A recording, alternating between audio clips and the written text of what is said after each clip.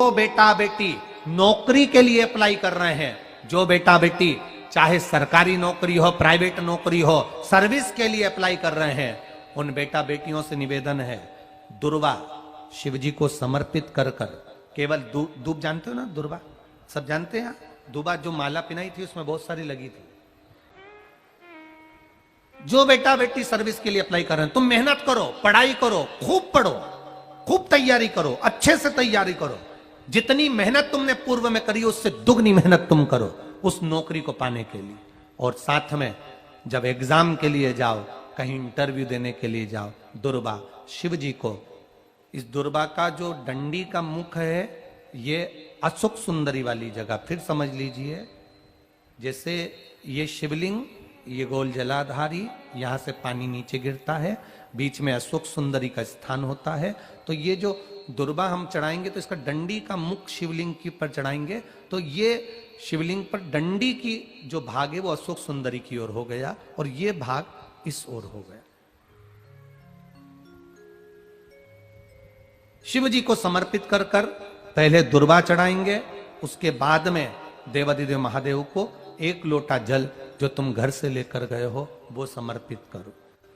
3 महीना लगातार अपनी पढ़ाई की मेहनत करो, अपने इंटरव्यू की मेहनत करो और खूब अच्छा पढ़कर साथ में 1 लोटा जल और दुर्वा शिव जी को भले 10 दुर्वा की जगह केवल 1 दुर्वा चढ़ाओ, चढ़ाकर जल चढ़ाना, 3 महीने तक लगातार बाबा से प्रार्थना करना। विश्वास कहता है अगला पत्र तुम्हारा व्यासपीठ पर होगा, नौकरी लगेगी, निश्चित है। आप करो मेहनत, कर्म करने में पीछे मत हटना, पढ़ने में पीछे मत हटना, विद्या अध्ययन करने में पीछे मत हटना, अच्छी एजुकेशन पाने में पीछे मत हटना। पहले मेहनत अपनी करो। पूर्व में जो इंटरव्यू दिए हैं उसमें जितनी कमी रह गई, अगली कमी को पूर्ण करने के लिए अच्छी मेहनत करो, खूब पढ़ो, खूब अच्छे से विद्या अध्ययन करो और फिर बाबा पर समर्पित होकर जाओ, बाबा पर विश्वास कर कर जाओ, भरोसा पूरा कर कर जाना। इंटरव्यू देते समय अपना विल पावर मजबूत होना चाहिए कि मेरे साथ मेरा काल अधिपति महाकाल है, अब निकल कर मानूंगी। हम दुकान खोलते हैं, कपड़े की दुकान खोल रहे हैं, किराने की दुकान खोल रहे हैं, लोहे की दुकान खोल रहे हैं, भंगार की दुकान खोल रहा है, किराना की दुकान खोल रहा है, पान की दुकान खोल रहा है। हम दुकान खोलते हैं पर दुकान खोलने से पहले तुम्हारे 2 मन हो जाते हैं, चलेगी कि नहीं चलेगी, खोल तो लूंगी, चलेगी कि नहीं चलेगी।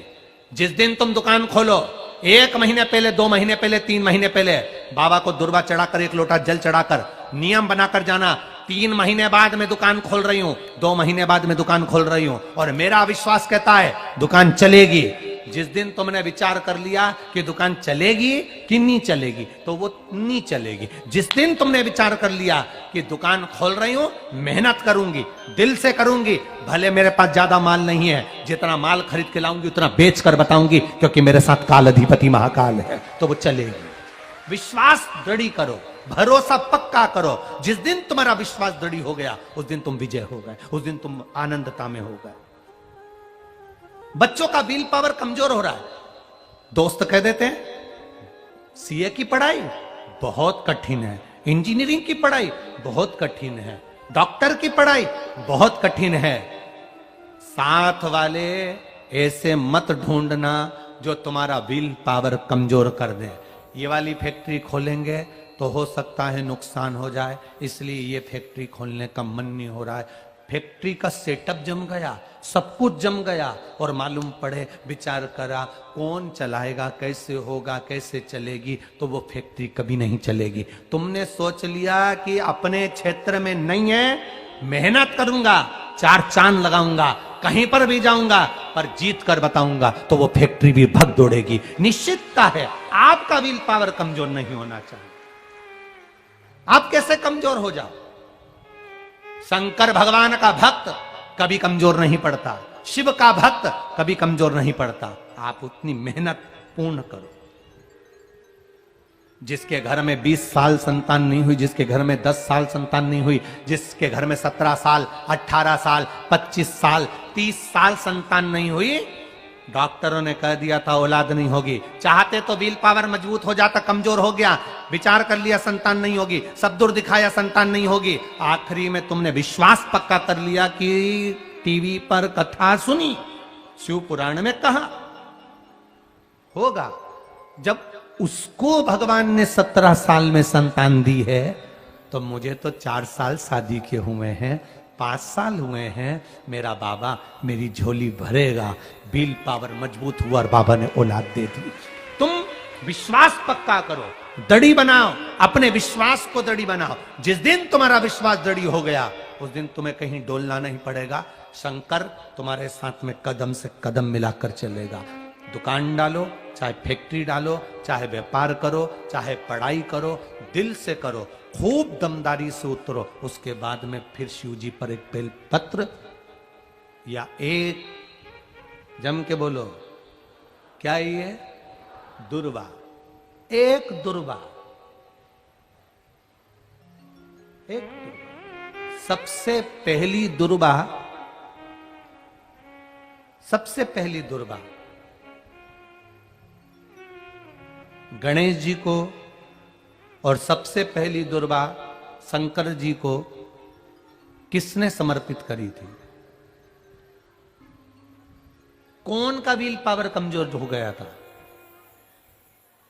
कौन का विल पावर कमजोर हो गया था? कौन अपने आप को कमजोर समझने लगा था? कौन था जिसके पास सब कुछ था और उसके बाद भी उसका मन उदास हो गया था? वो था कुबेर,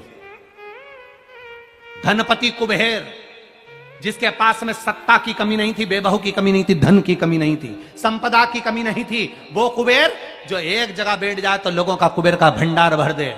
वो कुबेर का जब खजाना कम हुआ, भंडारा कम हुआ, अंत में उसकी आंख से जब आंसू बहा, तब कुबेर एक दुर्वा लेकर महादेव के पास पहुंचा और महादेव ने एक दुर्वा देकर रिद्धि सिद्धि के हाथ गणेश जी के पास पहुंचाया।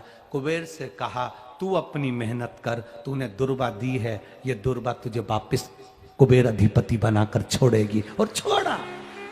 एक दुर्वा में वो बल होता है जो उसके विल पावर को मजबूत कर देती, संपदा को मजबूत कर देती, उसकी सत्ता को मजबूत कर देती, उसके बेबहू को मजबूत कर देती। दुर्वा।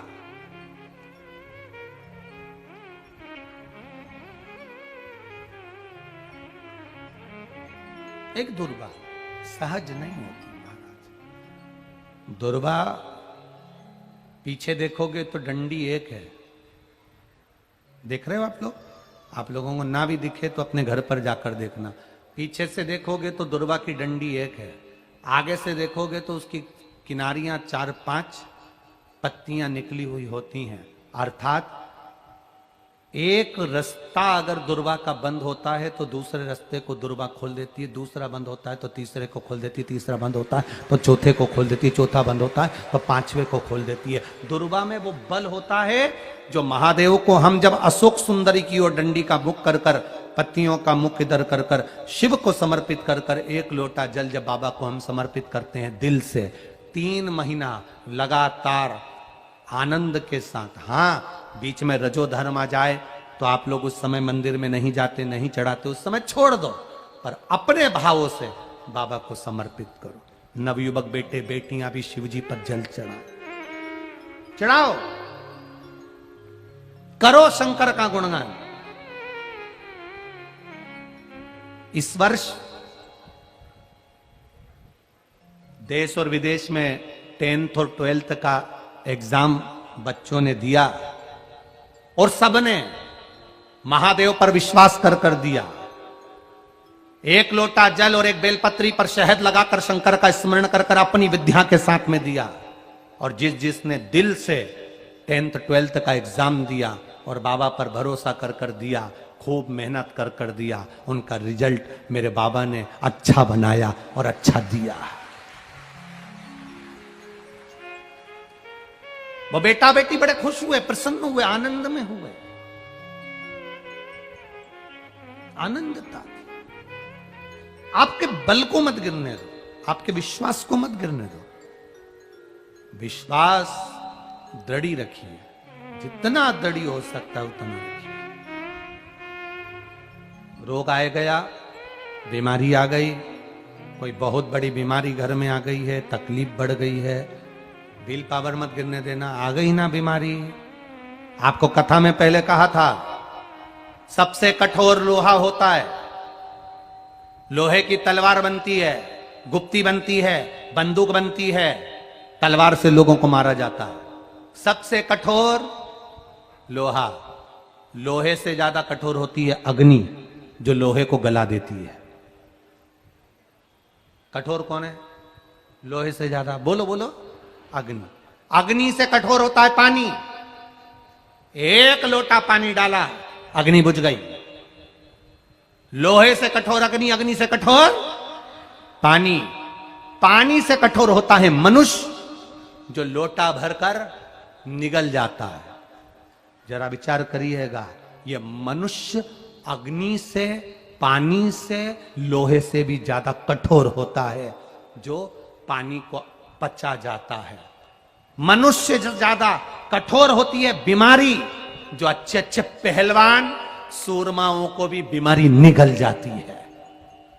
अच्छे अच्छे सूरमाओं को, अच्छे अच्छे पहलवानों को, माइकल जैक्सन जैसे हीरो को, बड़े बड़े हीरो हीरोइन को, जिन्होंने खूब फिल्में बनाई, बीमारी। स्वयं स्वर कोकिला लता मंगेशकर जैसे को भी बीमारी। लोहे से कठोर अग्नि, अग्नि से कठोर पानी, पानी से कठोर मनुष्य, मनुष्य से कठोर होती है बीमारी, जो अच्छे अच्छे पहलवान को निगल जाती है। और बीमारी से भी ज्यादा कठोर होता है मेरा काल अधिपति महाकाल राजा, जो बीमारी को ही निकल जाता है,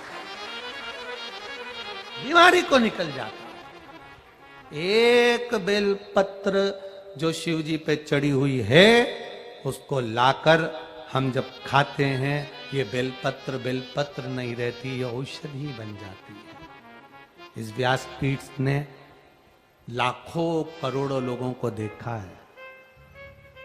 लाखों की भीड़ में लोग कथा सुनने आते हैं। बेलपत्री के महत्व को जिसने जान लिया, वो जान लिया, जान लिया।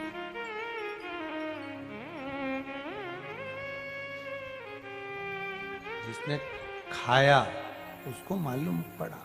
हाँ, किसी किसी के मुंह में खाने से छाले पड़ जाते हैं, या छार छार मुंह हो जाता है, नहीं खा पाते, तो शिवजी पे चढ़ी हुई बेलपत्र को लाकर सुखाकर चूरा बनाकर उसकी गोली बनाकर रख लो, पानी से निगल लो।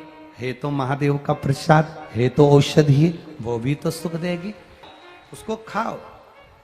शुगर जिसकी ज्यादा ऊपर नीचे हो रही हो, 11 दिन नहीं 3 दिन बेलपत्र बाबा की उठाकर खाकर शुगर की जांच तू अपने घर में ही कर ले, शुगर तुझे लेवल में मिलेगी। ये शिव तत्व है। बेलपत्र में औषधि तत्व जुड़ा हुआ है। शिव पर चढ़ी हुई, शंकर भगवान के शिवलिंग पर चढ़ी हुई, भगवान देवादिदेव महादेव पर समर्पित जो सामग्री भगवान को चढ़ी हुई है, वो अमृत के तुल्य है। चपटी भभूत में है खजाना कुबेर का। शमशान जाओगे मुर्दे को जलाने के लिए, शमशान जाओगे अर्थी लेकर, मुर्दे को जलाकर आओगे तो घर में आकर नहाओगे। बोलो नहाओगे कि नहीं नहाओगे? घर में आकर नहाओगे, क्योंकि मुर्दे की राख तुम्हारे शरीर पर लग गई, अर्थी चोट गई, नहाना पड़ेगा। राख लगी है, अंतिम संस्कार कर कर आए हो, आंच उड़ी होगी, अग्नि उड़ी होगी, राख उड़ी होगी, शरीर पर लगी होगी, तो घर पर आकर नहाना पड़ता है। पर शंकर भगवान पर वही राख जब चढ़ जाती है तो वो करोड़ों की हो जाती है, वो राख की कीमत बढ़ जाती है।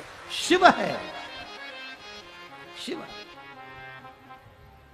बखान क्या करूं मैं की ढेर का, चपटी भगोट में खजाना कुबेर का। हे गंगधार मुक्ति द्वार ओमकार तू बोले ओमकार तू आयो शरण तिहारी। शंभो तार तार तू। वो सहज नहीं है शिव, उसकी भक्ति सहज नहीं है। उसका विश्वास हमें दृढ़ता प्रदान करता है, उसका विश्वास हमें भक्ति प्रदान करता है। उस पर चढ़ाया एक लोटा जल जब हम धीरे धीरे चढ़ाते हैं, अपने मन की बात बाबा को कह देते हैं। बाल्टी में से भरा और ढोल दिया, बाल्टी में से भरा और ढोल दिया, ये भगवान को जल चढ़ाना नहीं हुआ। जल लोटा लेकर जब जाओ, धीरे धीरे समर्पित करते हुए। हम तो भाइयों से यहां तक कहेंगे, प्रयास करा करो, दुकान पर जा रहे हो, घर से धर्म पत्नी से एक पानी की बोतल ले लो स्वच्छ, उस बोतल को ले जाओ, मंदिर में जाकर लोटे में कूड़ कर अपने घर का जल शिव जी को चढ़ाकर फिर दुकान चले जाओ।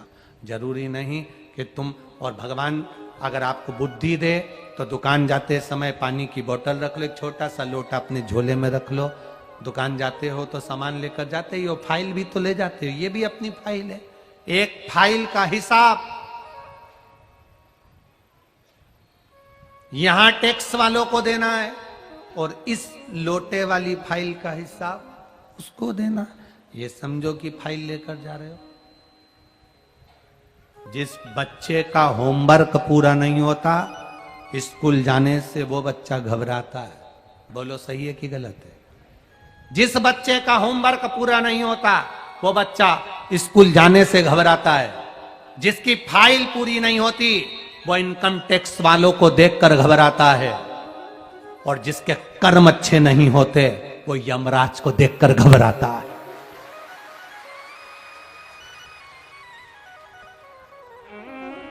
यमराज को देखकर वो घबराएगा जिसका कर्म अच्छा नहीं। जो भगवान की भक्ति में डूबा है, भजन में डूबा है, स्मरण में डूबा है, एक लोटा जल महादेव को चढ़ाता है, शंकर का गुणगान करता है, शिव महापुराण की कथा श्रवण करता है, मौत भी सामने आ जाए तो खुश होकर जाता है, मेरा महादेव आया है, चल मेरा महादेव आया है, चल। क्या करेगा? काल स्वयं राजा श्वेत के सामने यमराज खड़ा था उसको उठाने के लिए। शंकर भगवान ने कहा, कैसे उठा कर ले जाएगा रे? कबाड़े की दुकान का माल है क्या? ये शंकर का भगत है, शिव मंदिर के अंदर बैठा हुआ मेरा पूजन कर रहा है, कैसे ले जाएगा तू? राजा श्वेत को यमराज के दूत ले जाने लगे। यमदूतों को मार भगाया भगवान ने। यमदूत नीले पीले होकर यमराज के पास गए। यमराज ने अपनी बेटी मृत्यु देवी को भेजा। मृत्यु देवी टूटमान हो गई, मृत्यु को मार दिया। यमराज आया, उसको मार दिया। आखिरी में सूर्य नारायण भगवान विष्णु को लेकर आए। मेरे बेटे ने क्या बिगाड़ा था? इसका अंतिम समय था, इसलिए लेने आए थे। भगवान शंकर जी ने सूर्य देवता से कहा, ब्रह्मा ब्रह्म लोक में रहते हैं, बैकुंठ में भगवान विष्णु रहते हैं, मैं पृथ्वी पर रहता हूं, पृथ्वी पर मेरा घर है, मतलब पृथ्वी मेरा घर है। मेरी पृथ्वी पर अगर कोई आएगा, कुछ भी सामान उठा कर ले जाएगा तो ले जाने देंगे क्या? तुम्हारे घर में कोई आ जाए और तुम्हारा फ्रिज उठा के ले जाए, ले जान दोगी? अलमारी ले जाएगा, ले जान दोगी? तुम्हारी रकम ले जाएगा, ले जान दोगी? गैस का चूल्हा ले जाएगा, ले जान दोगी? तुम्हारे घर में घुसकर कोई तुम्हारा गैस ले जाए, सामान ले जाए, तुम ले जाने नहीं दोगे? भगवान शंकर कहते हैं, पृथ्वी मेरा घर है। यमराज को अगर किसी को लेने आना है तो पहले मुझसे पूछना पड़ेगा। मैं बोलूंगा कि ले जा तो ले जा, मेरा मन होगा भेजने का तो भेजूंगा, नहीं तो पड़ोसन को भेज दूंगा। तो मेरे ऊपर है, तुम कैसे ले जा सकते हो? बैकुंठ में कोई आएगा और बैकुंठ का सामान उठाकर ले जाकर तो भगवान विष्णु ले जान देंगे। ब्रह्मा जी के यहाँ जाओगे, ब्रह्मा जी के यहाँ का कोई सामान उठाकर ले जाओगे तो ब्रह्मा जी ले जान लेंगे। इंद्र के यहाँ जाओगे, इंद्र का कोई सामान ले जान देंगे तो ले जान दोगे? नहीं, ये पृथ्वी मेरी है, मैं मृत्यु लोक का स्वामी हूं, मेरा नाम शिव, मैं कैलाश अधिपति मृत्यु लोक पर रहता हूं।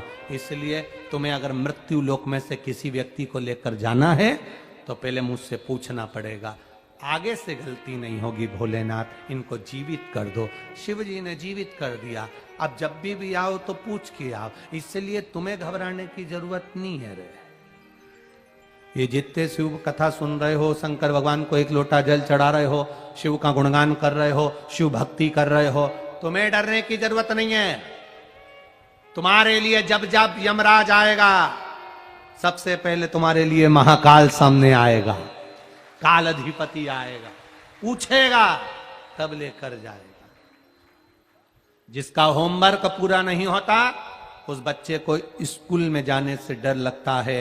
जिसकी फाइल कंप्लीट नहीं होती वो इनकम टैक्स वाले को देखकर भय लगता है, और जिसके कर्म अच्छे नहीं होते उसको यम को देखकर भय लगता है। जो भजन करने वाला होता है वो तो कहता है तेरी जब मर्जी आए तब आ जा। इनकम टैक्स की फाइल कंप्लीट है तो टैक्स वाला कभी भी आ जा। जिस बच्चे का होमवर्क पूरा है तो स्कूल में टीचर कभी भी आ जा, मेरा तो होमवर्क कंप्लीट, मुझे क्या करना। उसी तरह अपना भजन कंप्लीट रखो, जब आएगा तब देखा जाएगा। अपना कीर्तन कंप्लीट रखो, अपना नाम स्मरण कंप्लीट रखो। श्री शिवाय नमस्तुभ्यम जपते रहो, गुणगान करते रहो, फ्री समय मिले मुख से बोलते रहो श्री शिवाय नमस्तुभ्यम। जपो।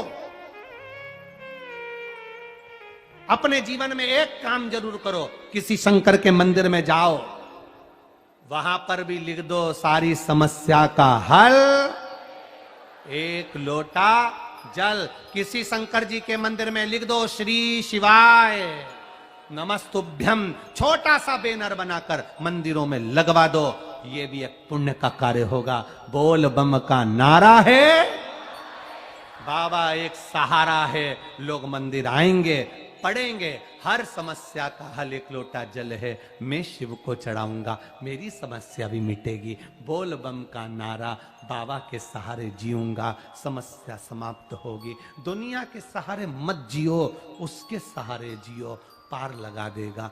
एक दुर्बा और एक लोटा, जम के बोलो जल, बहुत।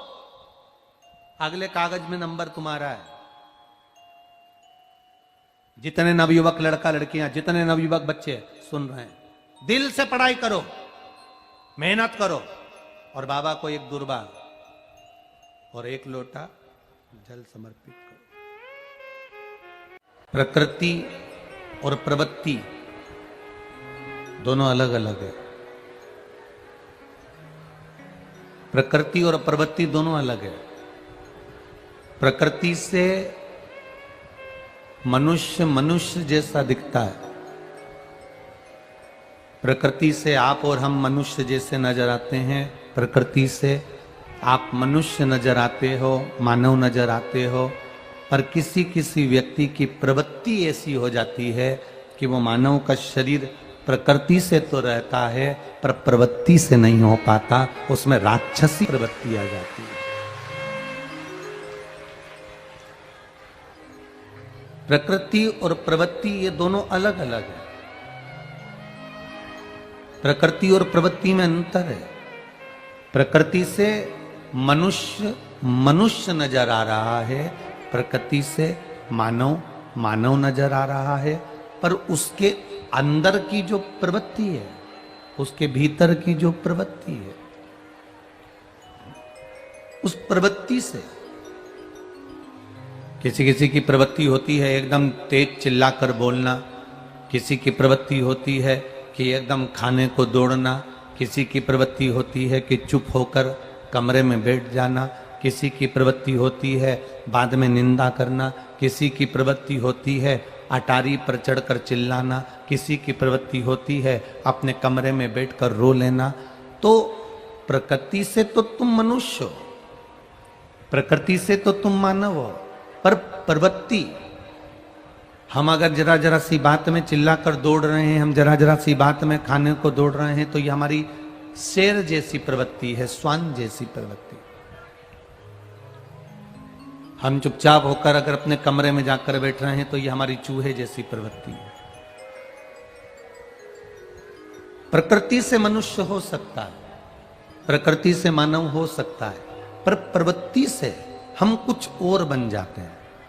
कभी कभी हमारे को क्रोध, कभी कभी हमारे को अपशब्द कोई कहता है, गुस्सा आता है, आड़ा टेढ़ा कह जाता है, तो हमारी प्रवृत्ति बदल जाती है।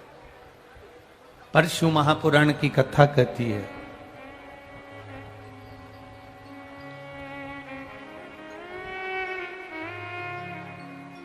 दो जगह ब्रेक बहुत जरूरी है। कितनी जगह? जम के बोलो जरा। दो जगह ब्रेक बहुत जरूरी है।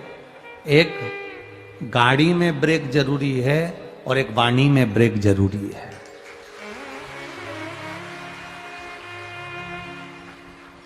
दो जगह पर ब्रेक बहुत जरूरी है। एक गाड़ी में ब्रेक जरूरी है और एक वाणी में ब्रेक जरूरी है। गाड़ी में ब्रेक नहीं होगा तो एक्सीडेंट हो जाएगा और नुकसान तुम्हारा भी होगा और सामने वाले का भी होगा। वाणी में अगर ब्रेक नहीं होगा तो नुकसान हो जाएगा, तुम्हारा भी होगा और सामने वाले का भी होगा। इसलिए गाड़ी में भी ब्रेक हो और वाणी में भी ब्रेक हो, बहुत जरूरी है।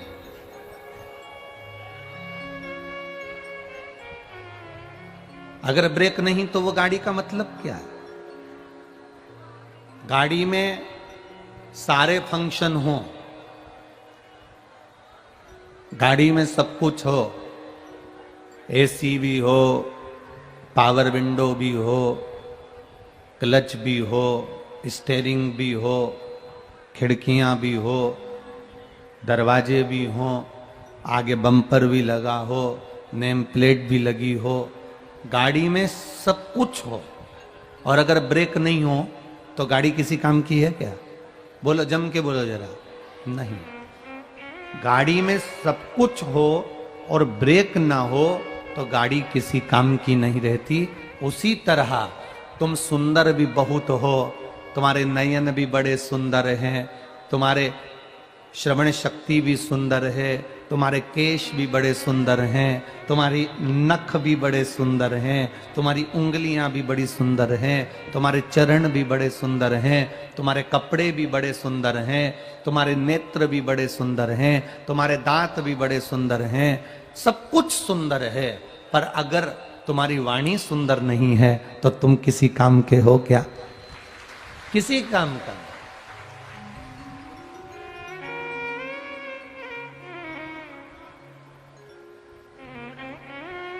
सफर कब अच्छा है? जब हम सफर अच्छा हो। सफर कब तक अच्छा लगता है? जब हम सफर अच्छा हो।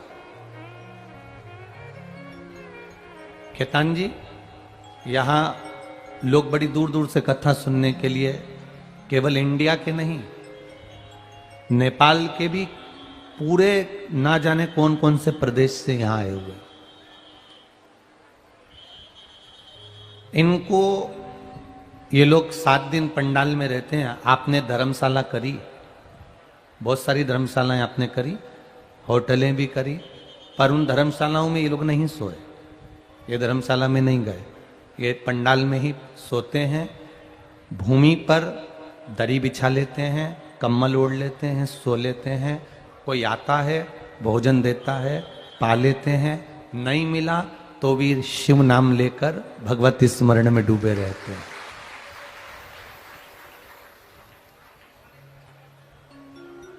ये दूर दूर से आए हुए एक दूसरे को पहचानते नहीं है, पर 7 दिन जब आसपास में रहते हैं ना, तो इन लोगों में इतनी पहचान बन जाती है, इतनी पहचान बन जाती है कि प्रेम के रिश्ते इतने बड़े हो जाते हैं कि पेट के रिश्ते भूल जाते हैं।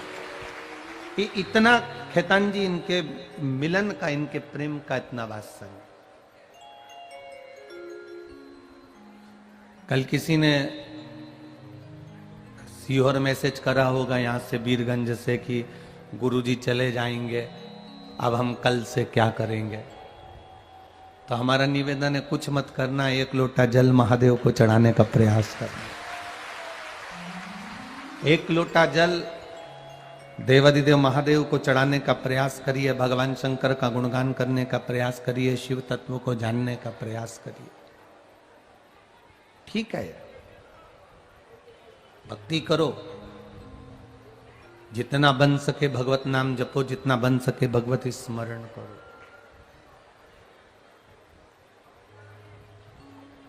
सफर तब अच्छा है जब हम सफर अच्छा हो।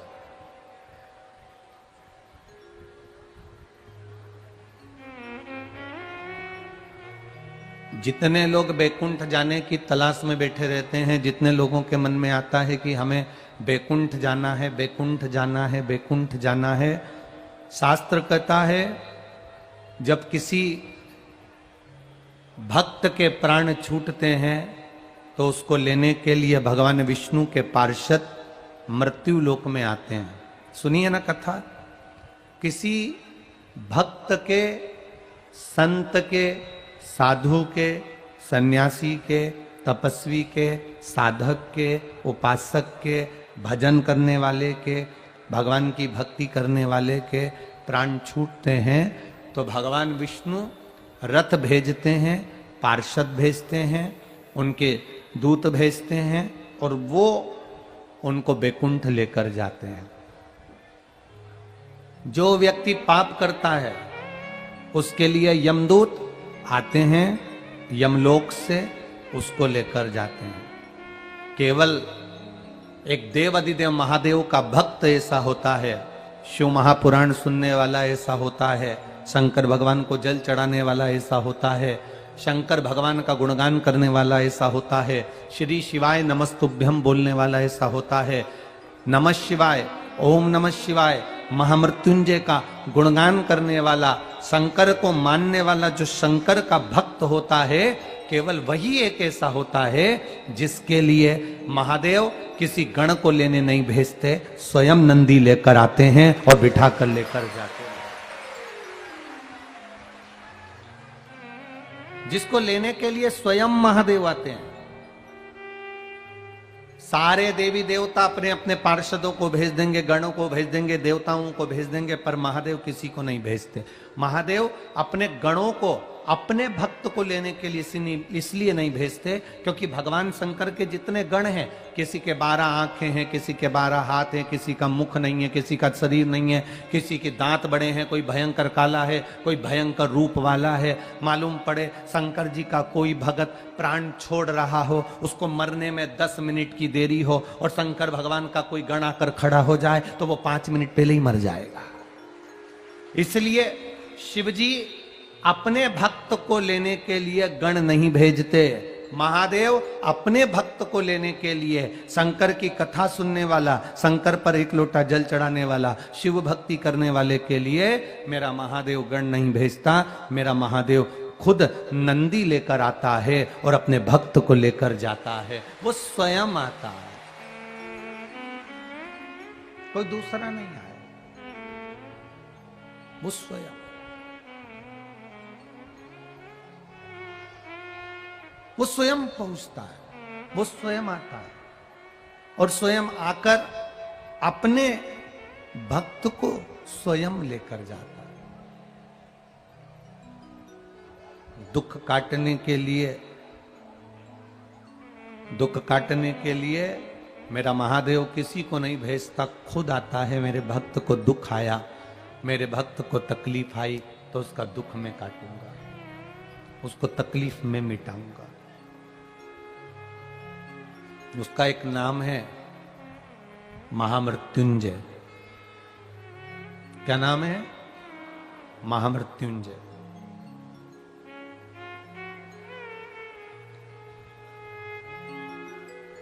उसका एक नाम महामृत्युंजय, जो मृत्यु पर विजय प्राप्त कर ले,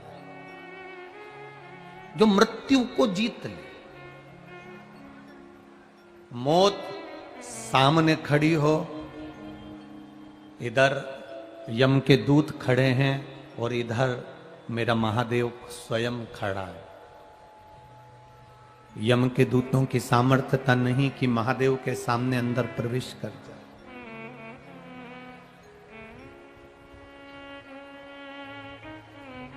कल कथा सुन रहे थे गजासुर की। गजासुर के पेट में भगवान शंकर बैठे हुए थे, पर किसी देवता की सामर्थ्यता नहीं कि गजासुर से युद्ध लड़ लें। भगवान विष्णु भी गजासुर के सामने गए तो गाले का रूप रख कर गए, बंसी बजाते हुए गए, नंदी को नचाते हुए गए, पर युद्ध करने नहीं गए। क्यों? क्योंकि शंकर का गुणगान करने वाला, शंकर का भजन करने वाला। इधर लंका में रावण है और भगवान राम युद्ध करने के लिए जा रहे हैं। रामेश्वर धाम की स्थापना भगवान राम जी ने क्यों करी? भगवान राम जी को क्या पड़ा था कि शंकर भगवान के शिवलिंग की स्थापना करी, पूजन करी, अर्चना करी, रामेश्वर धाम की स्थापना करी? उसका कारण क्या था? भगवान राम को मालूम था जिस रावण को मैं मारने जा रहा हूं, ये रावण शंकर का परम भक्त है। शंकर के परम भक्त को छूने से पहले महादेव की आज्ञा होना जरूरी है। तो इसलिए मैं महादेव की आज्ञा ले लूं, महादेव का भजन कर लूं, इसके बाद लंकाधिपति रावण से मिलने के लिए जाऊंगा। शंकर भगवान की आराधना करी, शिव जी प्रसन्न हुए, प्रकट हुए। राम जी से भगवान शंकर जी ने पूछा आपको क्या चाहिए? राम जी ने कहा मैं वन में विचरण कर रहा हूं, अपनी अर्धांगिनी को लेने के लिए, अपनी धर्म पत्नी को लेने के लिए, जानकी को लेने के लिए, सीता को लेने के लिए हूं। सीता जी को लेने आया हूं, पर सामने जो युद्ध करेगा मेरे, वो आपका परम भक्त लंकाधिपति रावण है। आप बताओ मैं करूं तो करूं क्या? एक तरफ आपका भक्त है और दूसरी तरफ ये आपका दास है, आप कहोगे मैं वो कर लूंगा। शंकर भगवान ने कहा रावण को तुम मारने के लिए जाओ, मना नहीं, मना नहीं है। मैंने रावण को बार बार कहा था तूने सब कुछ मांग लिया, और कुछ मांगना रह गया हो तो मांग ले। रावण कहता है जब मेरे पास सोने की लंका है, रावण कहता है जब मेरे इतने 10-10 शीश हैं, मेरे पास में बहुत बड़ी सेना है, बहुत सारे असुर मेरे साथ में हैं, तो मुझे और कुछ भी नहीं चाहिए। भगवान शंकर जी कहते हैं राम, मैंने रावण से कहा था जब तेरे प्राण छूटेंगे हो सकता है तुझे मेरी जरूरत पड़ जाए। रावण कहता है जब मेरे प्राण छूटे आपकी मुझे जरूरत नहीं पड़ेगी, आपकी मर्जी पड़े तो मुझे देखते रहना, पर मुझे बचाने भी मत आना, क्योंकि मेरे प्राण नहीं छूट सकते, क्योंकि मैंने सारे देवताओं को बंदी बनाकर रखा है, सारे ग्रहों को बंदी बनाकर रखा है, सबको अपना साथ कर रखा है, सबको अपना साथ कर रखा। आप सारे दुनिया के ग्रहों को बंदी बना लो। लोग कहते हैं मैंने रविवार, सोमवार, मंगल, बुध, गुरु, शुक्र, शनि, राहु, केतु, शनि सबको अपने हाथों में काबू कर कर रखा है, सबको अपना बना कर रखा है, मेरा बाल बांका नहीं हो सकता। और शिव महापुराण की कथा कहती है कर्म के गति के आगे कोई ग्रह काम नहीं करता, आखिरी में व्यक्ति को भोगना पड़ता ही है। कर्म गति बड़ी विचित्र है।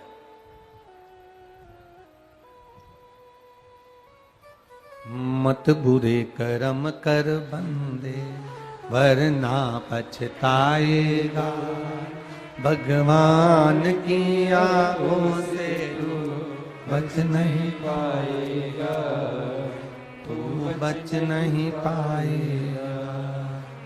अरे ओ अज्ञानी मत करना गाली, तेरे कर्म का फल भी तू ही पाएगा, जैसा किया तूने तेरे आगे आएगा। मत बुरे कर्म कर बंदे वरना पछताएगा, भगवान की आंखों से तू बच नहीं पाएगा, तू बच नहीं पाएगा। कर्म गति बड़ी विचित्र है। इस कर्म गति के आगे सब ठीक है, सब ठीक है। जाओ, मैंने रावण से कहा था तुझे कुछ चाहिए हो तो बोल, रावण ने मना कर दिया। जब रावण ने मना कर दिया तो फिर जरूरत क्या? जाइए, जो गलत करे उसके साथ में गलत होता ही है, जो अच्छा करे उसके साथ अच्छा होता ही है। जाओ। रावण के पास में धन, वैभव, सत्ता इतनी हो गई थी, रावण के पास में धन, वैभव, सत्ता इतनी हो गई थी इतनी धन, इतना वैभव, इतनी सत्ता रावण के पास हो गई थी कि रावण की वाणी बिगड़ गई थी। वाणी में ब्रेक नहीं था। दो जगह पर ब्रेक की जरूरत होती है, गाड़ी में और वाणी में। रावण के पास में जब धन आ गया, सोने की लंका आ गई, परिवार बढ़ गया, कुटुंब बढ़ गया, खूब वैभव बढ़ गया, सारे ग्रह उसने बंदी बना लिए, देवताओं पर आक्रमण कर दिया, सारी सत्ता उसके पास में आ गई, तो उसकी वाणी बिगड़ गई। वाणी में ब्रेक नहीं रहा। सगे भाई को लात मार कर निकाल दिया, अपने नाना का अपमान कर दिया, ब्राह्मण संत गुरुजन का अपमान में लग गया, और आखिरी में हुआ क्या? जिसकी वाणी में ब्रेक नहीं होता उसकी गति बड़ी बुरी होती है महाराज, बड़ी बुरी। ब्रेक नहीं था वाणी की। श्रेष्ठता की वाणी नहीं बोल पाए। अभी कथा में कहा, गाड़ी में पावर विंडो है, वाणी में गाड़ी के अंदर स्टेयरिंग है, कांच है, बम्पर है, सीट कवर है, क्लच है, सब कुछ है, पर गाड़ी में अगर ब्रेक नहीं तो किसी काम का नहीं। आप बहुत सुंदर हो, आपकी हेयर स्टाइल बड़ी सुंदर है, आपका शरीर बड़ा सुंदर है, पर आपकी वाणी मीठी नहीं है, आप अच्छा बोलना नहीं जानते, आप किसी का आदर करना नहीं जानते, आप किसी का सत्कार करना नहीं जानते, आप किसी को मान सम्मान देना नहीं जानते, तो फिर आपका वो शरीर किस काम का? सफर तब अच्छा है जब हम सफर अच्छा हो। मालूम पड़े जो तुम्हारे साथ सफर कर रही है वो दिखने में तो सुंदर है, पर बोलने में ऐसी बोलती कि सारा घर डोलता, तो क्या मतलब का ऐसा सफर?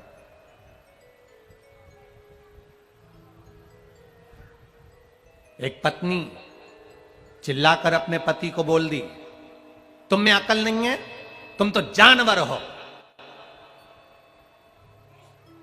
पति कभी लड़ने के मूड में नहीं होता, कभी नहीं लड़ना चाहता। पत्नी ने फिर चिल्लाकर कहा, तुम जानवर हो।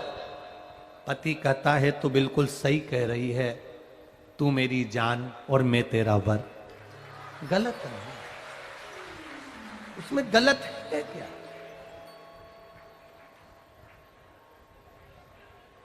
अब बहुत सुंदर दिख भी रहे हो, बहुत सुंदर तुम लग भी रहे हो, तुमने सफर करने के लिए मठरी भी बना ली, समोसा भी बना लिया, कचौड़ी भी बना ली, खुरमे भी बना लिए, ठेहुआ भी बना लिया, थोड़ा सा लिट्टी चोखा भी धर लिया, तुमने सब कुछ रखा। बैग के अंदर तुमने सारा सामान रख लिया। अब ईमानदारी से बोलो, सफर करने जा रहे हो, सारा सामान तुमने बैग में रखा, तुम्हारे साथ में चलने वाली भी बड़ी सुंदर है, तुम्हारे साथ चलने वाला भी बड़ा सुंदर है, तुम्हारे बच्चे भी बड़े सुंदर हैं, पर ईमानदारी से बोलो, वो लिट्टी चोखा, वो ठेहुआ, वो तुम जो लेकर जा रहे हो सामान, तुम्हारी मठरी, गुजिया, पपड़ी, खुरमा, कब काम आएगा? जब पत्नी प्रेम से बोले, भूख लग रही है, चलो अपन लोग बैठकर भोजन कर ले, और मालूम पड़े भोजन करने का समय आया और तुम्हारे साथ जो जा रहे हैं सफर करने वाले, वो तुमसे झगड़ा कर लें, तो तुम लिट्टी चोखा खाओगे? ठेहुआ खाओगे? कुछ खाने का मन करेगा? नहीं। साथ में जो जा रहा था उसने इतना विवाद कर दिया, इतना विवाद कर दिया कि मन खाने में नहीं लगा, पूरा सफर बिगड़ गया। फिर मन में सोच रहे हो, इससे तो नी आती, बोलो बोलो जम के, नी आती तो अच्छा था, कहां इनके चक्कर में आ गई, कहां मैं इसको लेकर आ गया। बस आपस में सफर लंबा है, हम सफर अच्छा होना चाहिए, और हम सफर का मतलब ये नहीं होता कि सुंदर हो, हम सफर का मतलब होता है जिसकी वाणी में मिठास हो और हृदय कोमल हो, वो हम सफर की। क्या काम का? किसी किसी के यहाँ ठेहुआ बनता है गुड़ का, जानते हो ना आप लोग, जानते हो? वो आटे में गुड़ मिला के, शक्कर मिला के, आटे के अंदर पानी में पहले गुड़ घोल लेते हैं, शक्कर घोल लेते हैं, फिर आटे में डाल डालकर उसको उसन के गोल बनाकर घी में तलते हैं। क्या बोलते हैं उसको? है ठेहुआ, पुआ। तुम तो समझ गए ना, बस बहुत है। तुम्हारे चक्कर में हमारा ठेहुआ निकल जाए सो का मतलब है। तुम समझ जाओ, बहुत है। वो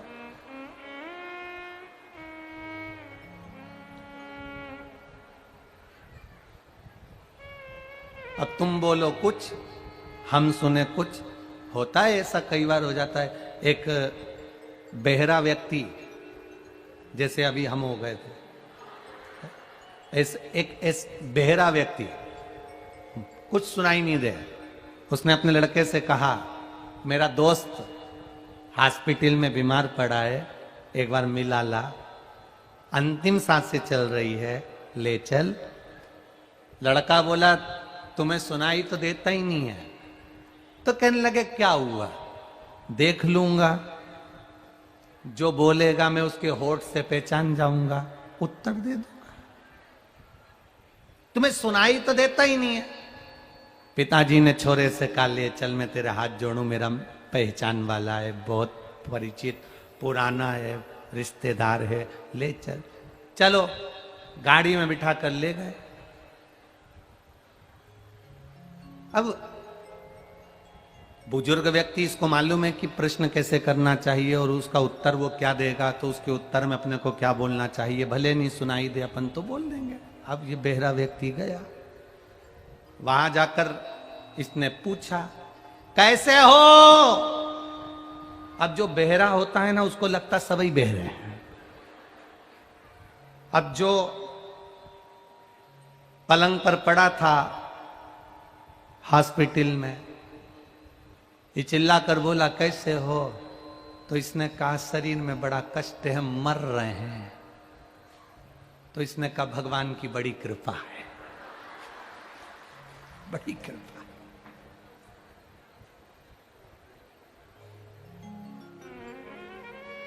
अब इसने पूछ लिया, कौन से डॉक्टर का इलाज चल रहा है। अब इसको गुस्सा आने लगी, जिसका यमराज का चल रहा है। तो इतने में बहरा व्यक्ति बोला, बहुत अच्छा डॉक्टर है, तुरंत निर्णय कर देता, तुरंत। अब इसको कांटे से खून ये बता,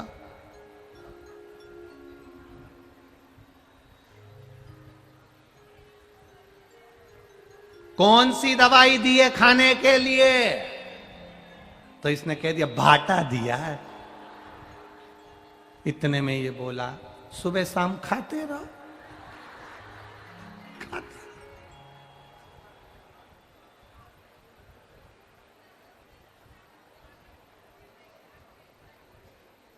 अब इसने बोला, घर कब आओगे। तो इसने कहा, घर के आएंगे तो शमशान जाएंगे। तो इसने कहा, भगवान तुम्हारे मन की अभिलाषा पूरी करे, तुम्हें जल्दी। अब बहरा तो बहरा, अब जैसे तुम्हारे ठेहुए के चक्कर में कथा है, क्या करो उस ठेहुए का। जब सफर कर रहे हो और हम सफर ठीक ना हो, तो ठेहुआ किसी काम का नहीं होता, लिट्टी चोखा किसी काम का नहीं होता। तुम्हारा वो खैतान जी का बेटे ने बताया था ना, मौसा जी नहीं, हाँ, मो वो किसी काम का नहीं होता। तो क्या करे उसका।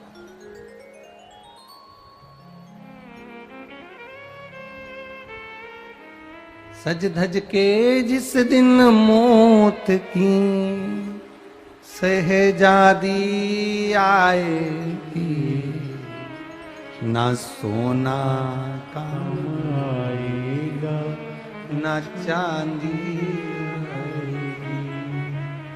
ना सोना काम आने वाला है, ना चांदी काम आने वाली है। लाकर में पड़ी की पड़ी रहेगी, पहन भी नहीं पाओगे। पड़ा। जिस 2000 के नोट की कितनी कीमत थी, आज हर व्यक्ति जेब में लेके घूम रहा है। अब 100, 200, 500 तो उसकी जेब में मिल ही नहीं रहा है। कितने का मिल रहा है? जिस दिन तुम अपनी जिंदगी की कीमत समझ गए ना कि ये जीवन कितना कीमती है और इसको सही समय पर उपयोग कर लो। जो तुम्हारी जेब में 2000 का नोट रखा हुआ है, इसकी कीमत तुम सही समय पर समझ जाते और ये 2000 का नोट जो तुमने रख रखा था, इससे कुछ अच्छा पहले ही खरीद के लिए आते हैं तो आज चलाने का चक्कर नहीं आता कि इसको कहां देकर रहा। समय पर कीमत समझो। उस 2000 की कीमत समय पर समझते तो आज जेब में लेकर नहीं घूमते। इस शरीर की कीमत हम बचपन में, जवानी में, अधेड़ी में नहीं समझ पाते। नए नए लड़के मोटरसाइकिल उठाई, गाड़ी भुड़ भुड़ करके भगाई, इतनी तेज भगाई, इस शरीर की कीमत नहीं समझ पाए। जरा सा तुम एक 12th की पढ़ाई कर रहे हो, 10th की पढ़ाई कर रहे हो, किसी एग्जाम को दे रहे हो, अगर जरा सा एग्जाम में रह गए तो तुम मरने का प्लान बनाने लगे, तुरंत तो तुमने सुसाइड करने का प्लान बना लिया। जरा विचार करना, कॉपी में केवल नंबर कमाए हैं तो तुम मरने का विचार बना रहे हो। जरा विचार करना कि तुम्हारे माता पिता के हृदय के तुम 1 नंबर के बेटे हो, उसने नंबर में कमी नहीं लाई। फिर पढ़ो, फिर अध्ययन करो, फिर पढ़ाई करो, फिर बैठो परीक्षा में, पास हो गए। एक बार के रिजल्ट से अपने जीवन को खराब मत करो। मोटरसाइकिल ली, इस शरीर की कीमत को समझना। मोटरसाइकिल लेकर भागे, बाइक लेकर भागे, ऐसी तेज बाइक चलाई, ऐसी तेज चलाई, शरीर की कीमत नहीं जान सके। आखिरी में एक्सीडेंट हो गया, वेंटिलेटर पर पड़े रहे, शरीर ऐसा हो गया कि उठ नहीं पा रहे हो, चल नहीं पा रहे हो। इसकी कीमत समझो, इस शरीर की कीमत समझो।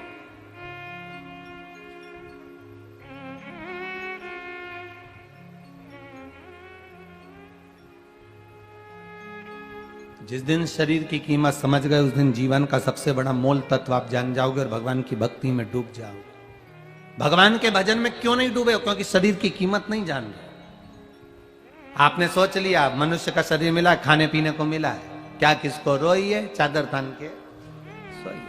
अलमस्त शरीर मिला है, खाओ पियो सो।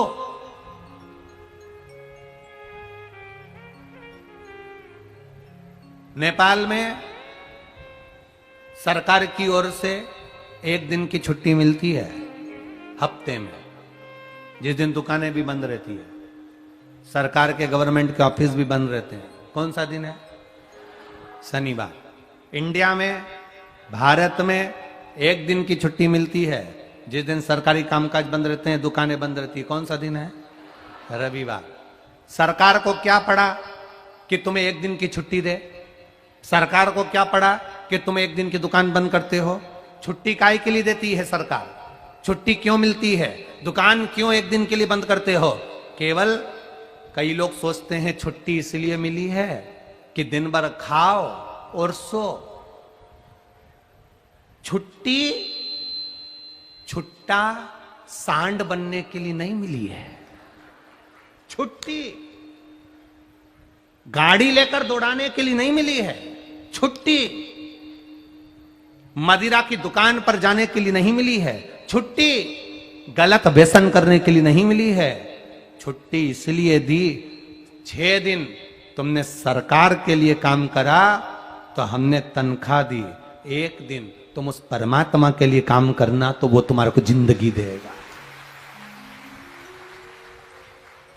उसका भजन करना तो वो जीवन देगा, उसका भजन करना तो वो संभाल लेगा, उसका भजन करना तो वो आपको संवार देगा। 1 दिन अगर उसकी भक्ति में लग जाओगे तो जीवन सार्थक हो जाएगा। कोई कहता है गुरुजी हमारी सोसाइटी में, हमारे बड़े शहरों में, बड़ी जगहों में शंकर जी का मंदिर नहीं होता। हम उनसे कहते हैं पीपल का पेड़ तो होता है, बेलपत्री का पेड़ तो होता है, बड़ का पेड़ तो होता है, तुम्हारे बगीचे में कोई पेड़ तो होगा। तो आप शंकर जी को मानकर उसी पेड़ के नीचे एक लोटा जल चढ़ाना प्रारंभ कर दो, शिव जी उसको स्वीकार कर लेगा। आप चढ़ाओ तो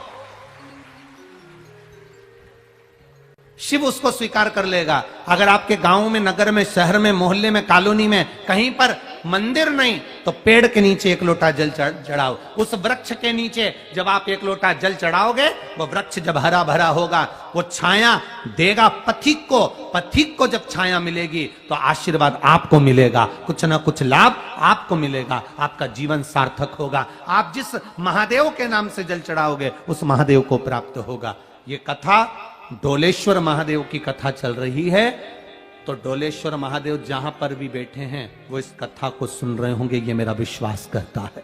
जहां होंगे वहां कथा सुन रहे होंगे, जहां बैठे होंगे वहां कथा का रस तत्व ग्रहण कर रहे होंगे। शिव महापुराण की कथा तो यहां तक कहती है कि जिस जगह पर शिव पुराण की कथा होती है उस जगह पर 33 कोटि देवी देवता, जितने लोग कथा सुनने बैठते हैं उनके रूप में 33 कोटि देवी देवता आकर कथा का रस तत्व ग्रहण करते हैं। तो कोई शिव तत्व साधारण तो नहीं है। हम क्यों वंचित हों शिव तत्व से?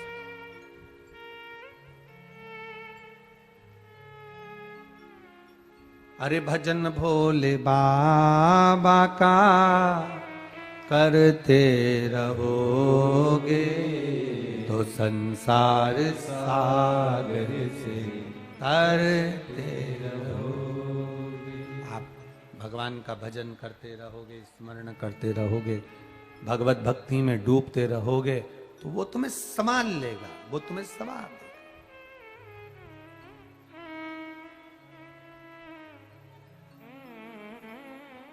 गाड़ी में ब्रेक नहीं तो गाड़ी बेकार।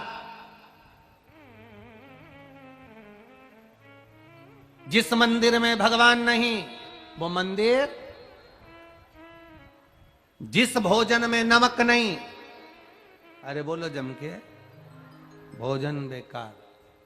और अस्पताल में, हॉस्पिटल में सब कुछ है, वेंटिलेटर, आईसीयू का रूम, कंप्यूटर, सिस्टर, दवाई, इंजेक्शन, एसी, हॉस्पिटल में सब कुछ है। जिस हॉस्पिटल में डॉक्टर नहीं वो हॉस्पिटल बेकार। गाड़ी में ब्रेक नहीं तो गाड़ी बेकार है, हॉस्पिटल में डॉक्टर नहीं तो हॉस्पिटल बेकार है, मंदिर में भगवान नहीं तो मंदिर बेकार है, भोजन में, थाली में नमक नहीं, सब्जी में, रोटी में, चावल में, दाल में नमक नहीं तो भोजन बेकार है। उसी तरह इस शरीर के माध्यम से भगवान का भजन नहीं तो ये शरीर बेकार है, इसका कोई तत्व नहीं। नमक बिना भोजन बुरा, बेकार। डॉक्टर बिना हॉस्पिटल, ब्रेक बिना गाड़ी बेकार, और भजन बिना, बोलो बोलो जम के, शरीर बेकार। शरीर की मूलता शिव तत्व है।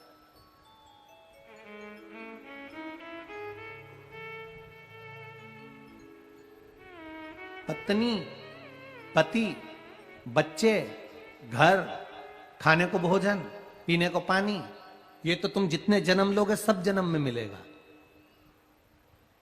कुत्ता बन के पैदा हो गए तो भी मिलेगी धर्म पत्नी, बच्चे भी मिलेंगे, घर भी मिलेगा, खाने को अन्न भी मिलेगा, पानी भी मिलेगा। मेंढक बनकर जन्म लिए तो भी मिलेगी, पत्ते बच्चे भी होंगे, रहने को भोजन पानी सब मिलेगा। हिरण बन के जन्म लिए तो भी मिलेगा, माथे का जुआ बनकर जन्मे तो भी, जू बनकर जन्मे तो भी मिलेगा, पत्नी भी होगी, बच्चे भी होंगे, घर भी मिलेगा, खाने को भी मिलेगा, पीने को भी मिलेगा। मछली बनकर जन्मे तो भी मिलेगा, मगर बनकर जन्मे तो भी मिलेगा, कीड़े बनकर जन्मे तो भी मिलेगा।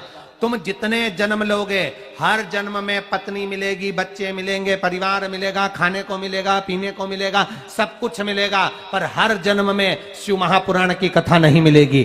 जन्म केवल मनुष्य का है जिसमें शिव तत्व मिला है। केवल एक जन्म ऐसा है जिसमें हम भगवान की भक्ति कर सकते हैं। केवल एक जन्म ऐसा है जिसमें हम भगवान का नाम ले सकते हैं, भगवत गुणगान कर सकते हैं, भगवत स्मरण कर सकते हैं। वो केवल एक मानव का देह है, उसके सिवा कुछ नहीं।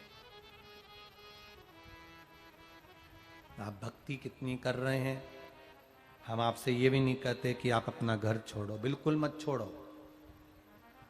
किसी को देखकर घर मत छोड़ना कि वो भगवान बन गए, संत बन गए, तो उनको देखकर हम भी संत बन जाए, बिल्कुल मत बनो।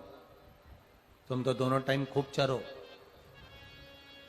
डनलप के गद्दे पे सो, खूब एंजॉय की जिंदगी जियो, मना नहीं है, खूब अच्छे से रहो। माताएं कहती हैं,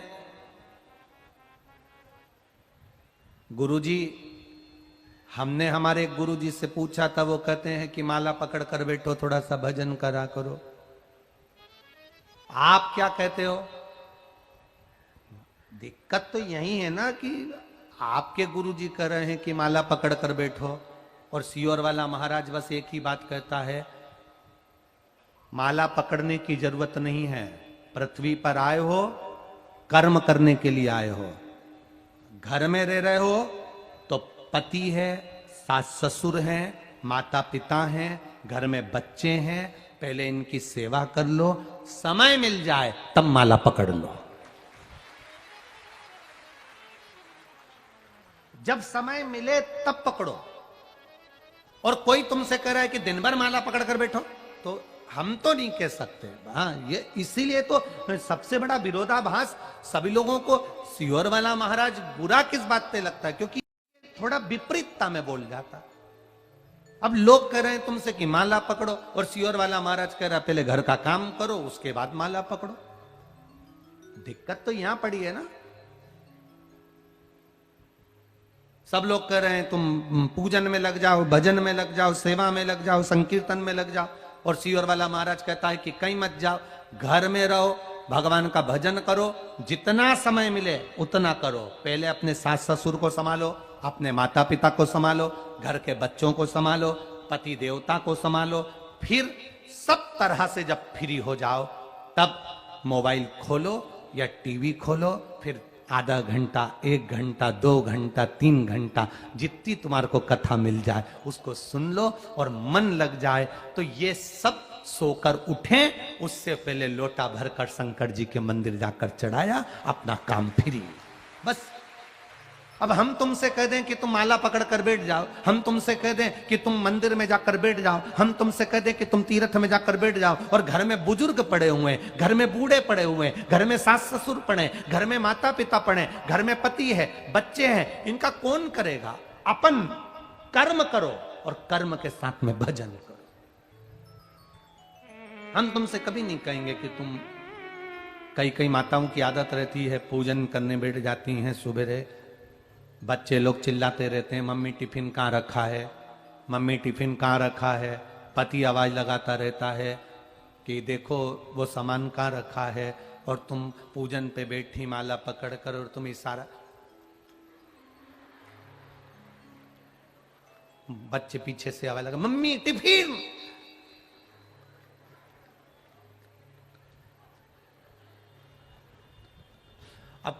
माला की स्पीड बढ़ेगी कि नहीं बढ़ेगी? बोलो, जम के बोलो जरा। अब तुम्हारा मन माला में लगा है, ईमानदारी से बोलना रे, लगा है माला में। अब बच्चा करे टिफिन,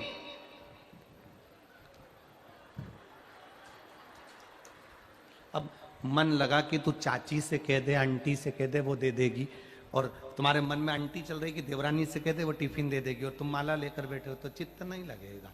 पहले पूरे काम से निवृत्त हो जाओ, पूरे काम से, या फिर कोई उठा ही नहीं उससे पहले तुम मंदिर हो जाओ। काम चालू हो उससे पहले तुम शिव को एक लोटा जल चढ़ाओ या फिर फ्री हो जाओ, तब शिव के गुणगान गाओ। राम नाम, कृष्ण नाम, शिव नाम।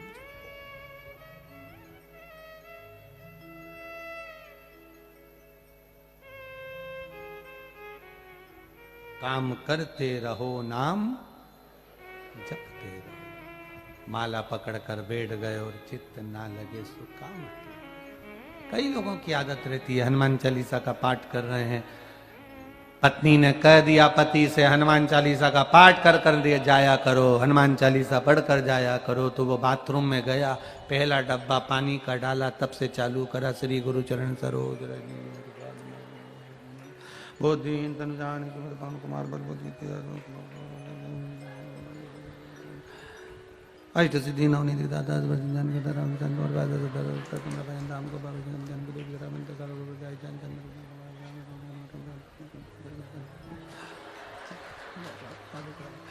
अंत में घर से निकला जा पवन तनय संकट हरण मंगल मूर्ति रूप राम लगन सीधा सहित।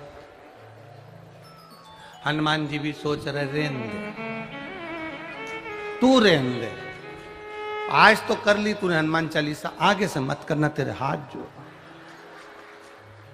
डब्बा भर के पानी डालता, सबसे चालू करता, आधा भूल जाता, फिर वापस वहीं से चालू कर देता। कंगा करते करते पत्नी ने आवाज लगा दी तो चाय पीने बैठ गया, फिर भूल गया, फिर चालू कर देता। तेरी हनुमान चालीसा के चक्कर में मैं एक पांव पे तेरे घर में खड़ा रहता, तू जब जूता पहन के बाहर निकलता तब मैं फ्री होता, तब कोई दूसरा भजन करता तब मैं वहां जाता। ऐसी हनुमान चालीसा नहीं चाहिए। जाते राम बोलो, आते राम बोलो, खाते राम बोलो, पीते राम बोलो, सुबह शाम बोलो, जय जय सीता राम बोलो। तुम चलते फिरते भी भजन करो तो वो परमात्मा फल दे देगा, पर दिखावा कर कर मत करना दीजिए, उसका कोई तत्व नहीं, उसका कोई मोल नहीं। क्या करेंगे उसका? उसकी कोई मूलता हो तो आनंद।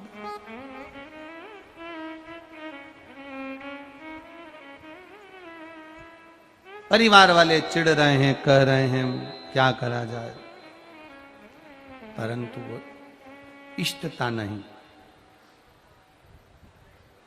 इष्टता नहीं। शिव तत्व को जानो।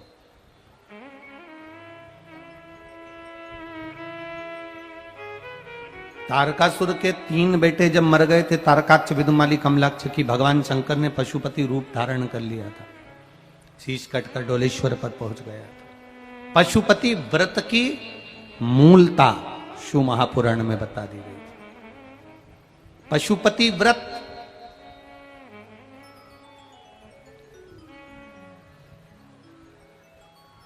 पांच सोमवार का ये व्रत होता है।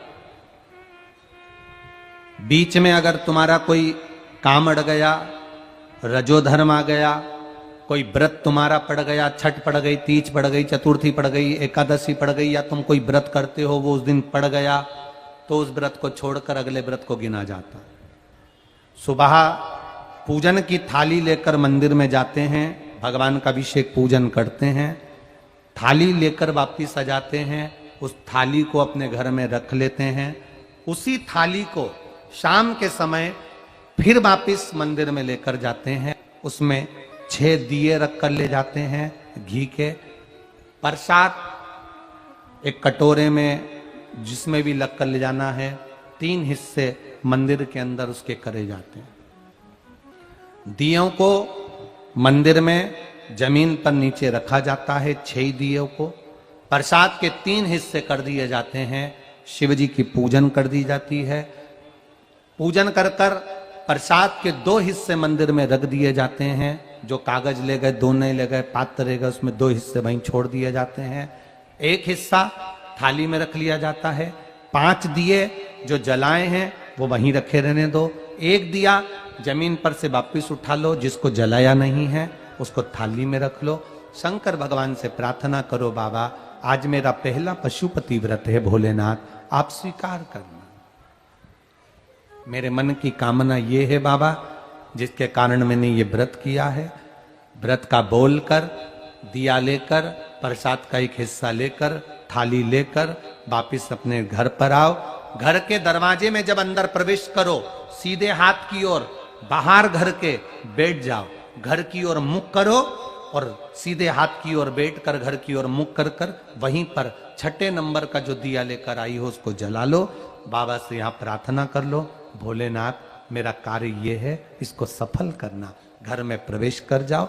भोजन करते समय सबसे पहले जो प्रसाद का एक हिस्सा तुम मंदिर से लाई हो, पहले उसको भोजन के समय पर पहले उसको खाओ, इसके बाद फिर भोजन करो।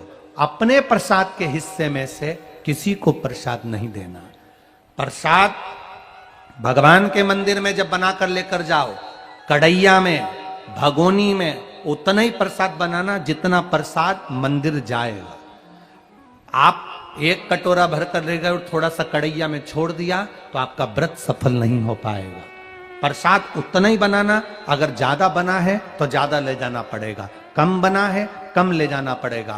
प्रसाद कढ़ैया में, पात्र में छूटना नहीं चाहिए। जो शंकर जी के लिए बनाया है तुमने, उतना की उतना पूरा लेकर जाना पड़ेगा। ये नहीं कि मैं बच्चों के लिए थोड़ा बना के छोड़ जाऊं, बच्चों के लिए थोड़ा घर वालों के लिए बनाकर छोड़ जाऊं ना, जितना बनाए सारा लेकर जाना पड़ेगा। इसलिए उतना बनाओ जितना तुम्हें मंदिर में ले जाना। पात्र खाली होना चाहिए, तब उसको लेकर जाओ। 3 हिस्से करो, 2 हिस्से मंदिर में रखकर 1 हिस्सा लाओ। 4 व्रत पूरे हो जाएं, 5वां व्रत रहे। बाबा से विनती करते हुए 108 चावल के दाने, मूंग के दाने या फूल या पंखड़ी या बेलपत्र आदि जो भी आप बाबा को 108 चढ़ाना चाहें वो ले जाओ। एक श्रीफल, कुछ भेंट साथ में लेकर जाओ। भगवान को नमन कर कर भाव के साथ में ध्यान देना। जो 108 सामग्री ले गए हो वो भगवान को समर्पित करो। नारियल और भेंट 11 रुपए, 21 रुपए, 51 रुपए जो भी तुम लेकर गए हो, वो जो जलाधारी है, जलाधारी का मतलब होता है ये जहां पर शिव जी का शिवलिंग रखा है, ये जलाधारी, ये जल, नारियल, भेंट इस जलाधारी पर कभी नहीं रखना चाहिए। जो नारियल भेंट जलाधारी पर रखते हैं उनकी भी कामना पूर्ण नहीं होती। ये नारियल भेंट या जो भी फल है, फ्रूट्स है, वो इस जलाधारी पर नहीं, जमीन पर रखो। पर इस जलाधारी पर जहां भगवान शंकर का शिवलिंग रखा है, गोल जलाधारी, वहां पर उसको नहीं रखना। कई लोग यहां दिया रख देते हैं, जलाकर दीप रख देते हैं, ये गलत है, भगवान उसको स्वीकार नहीं करता। 6वां 5वां व्रत भी ऐसे ही करो और बाबा से विनय करो, पशुपतिनाथ से विनती करो। पशुपति व्रत एक ऐसे व्रत हैं जो नारी, पुरुष, बच्चा, बूढ़ा जो करता है उसकी मनोकामना भोलेनाथ पूर्ण जरूर करते हैं, ये निश्चित है।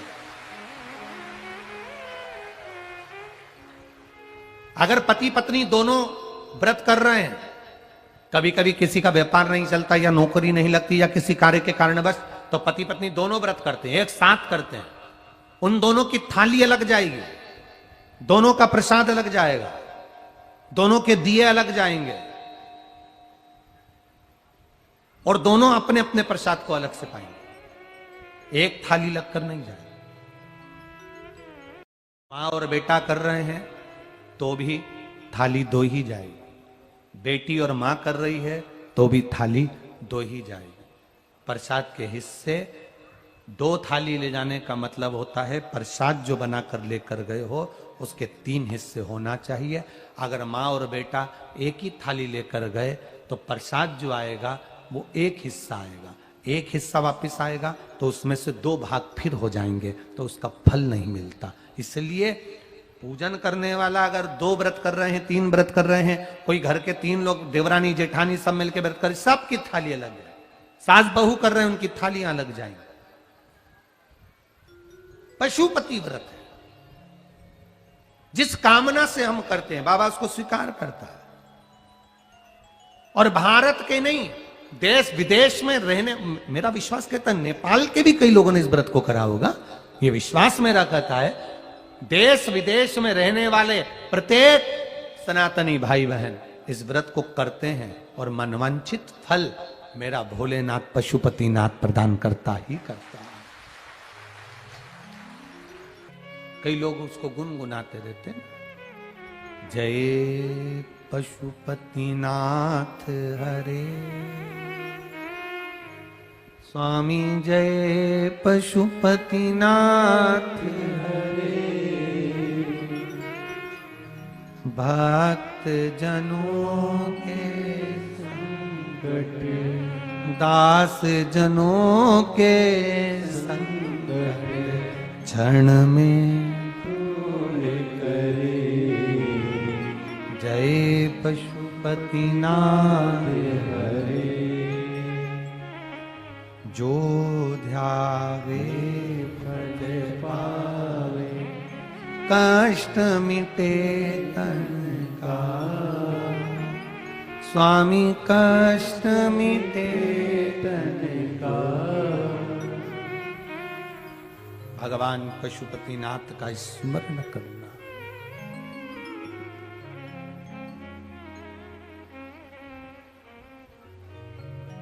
घर में प्रवेश, सुख वैभव दिल से करो। व्रत में दिखावा नहीं होना चाहिए। जिस मंदिर में पहला व्रत करोगे उसी मंदिर में पांचों व्रत करना है। मायके चले गए हो, सोमवार का दिन पड़ गया, तुम्हारा व्रत था, उस व्रत को मानना नहीं जाएगा। मायके गए हो तो मायके में आराम से खाओ पियो मौज करो, अपनी जिंदगी आनंद में जियो। वापिस जब आओ फिर वापिस व्रत करो, पर गिनती 5 ही रहेगी, 5 से ज्यादा। हाँ, कभी कभी फाइल अगर ज्यादा मोटी होती है तो इसको दबाने में समय लगता है। कभी कभी 3 महीना इंतजार करा, व्रत करा और पूर्ण नहीं हुआ, समझ लेना कुछ ना कुछ बाबा को बुलाने में कमी रह गई होगी, कहीं अहंकार आ गया होगा, प्रसाद बनाते समय कुछ भूल हो गई होगी, दिया मंदिर में भूली आई होंगी, या कुछ कारण हो गया होगा, कुछ ना कुछ हुआ है। घर से चली थी, माचिस लेकर नहीं गई, दूसरे की पड़ी हुई माचिस से मैंने दिया जला दिया होगा, हो सकता है गलती हो गई होगी, कुछ ना कुछ भूल हमसे हो गई। अपने दीप को प्रज्वलित करने के लिए अपने घर की माचिस लेकर जाइए, अपनी घर की बात। हम मंदिर पहुंच जाते हैं तब याद आता है माचिस तो लाए नहीं। मंदिर में कोई भक्त रखकर चला गया था, उसी की उठाकर जला दिए। अपना लेकर जाए। शिव महापुराण की कथा यहां तक कहती है, मंदिर में जल चढ़ाने जाओ तो अपने घर से जल लेकर जाओ। मंदिर में तो बाल्टी भरकर रखा रहता है, लोटा भी रखा रहता है, कलश भी रखा रहता है। मंदिर का पानी भरकर, मंदिर की बाल्टी में से जल भरकर शंकर भगवान को नहलाना सरल है। अपने घर से जल लेकर जब जाओगे तो घर का वास्तु दोष, घर का पितृ दोष और घर का काल सर्प दोष तीनों उस लोटे के माध्यम से जाएगा और शिव को समर्पित हो जाएगा।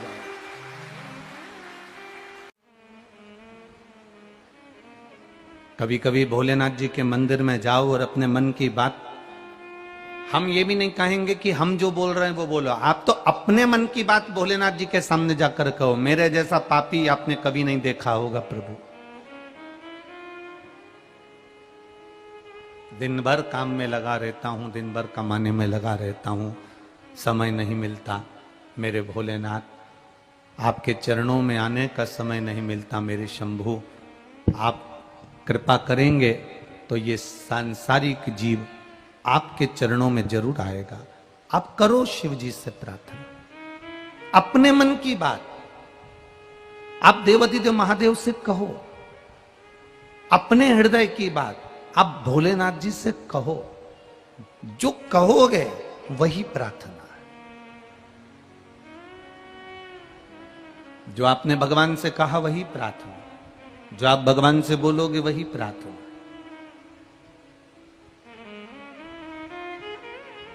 हम वही रटी रटाई बात तू दया का सागर है, तू करुणा का सागर है, तू ये है, तू वो है, हम वही रट्टी रटाई। ना ना ना, अपने दिल का बोलो। एक छोटा सा बच्चा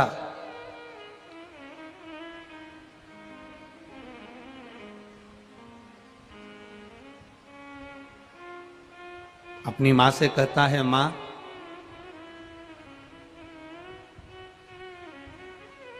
एक छोटा सा कलश में जल दे दे, मैं भी शिव जी को चढ़ाने जाऊंगा।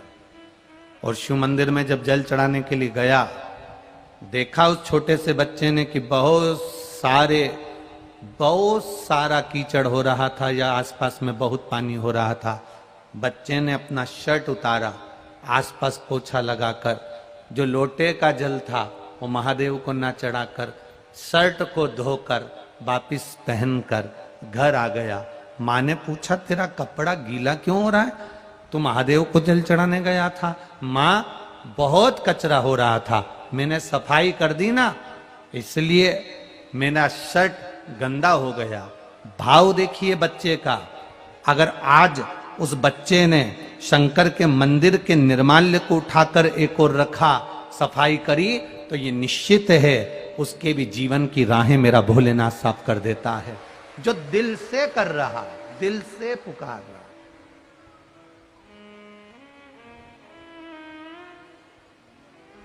आपकी भक्ति, आपका भजन कभी खाली नहीं जाएगा। आप करो भगवान का भजन। शिव कथा कहती है,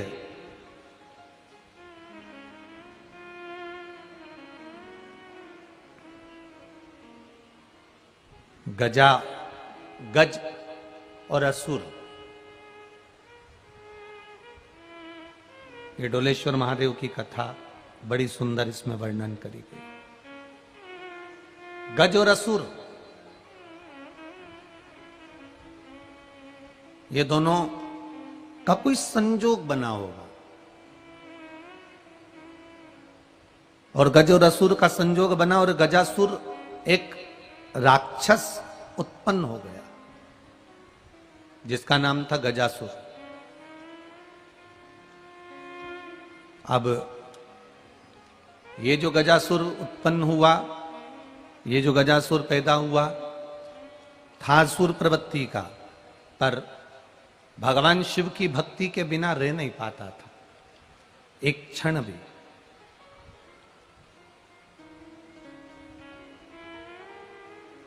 एक क्षण भी भगवान शंकर की भक्ति के बिना नहीं रहता।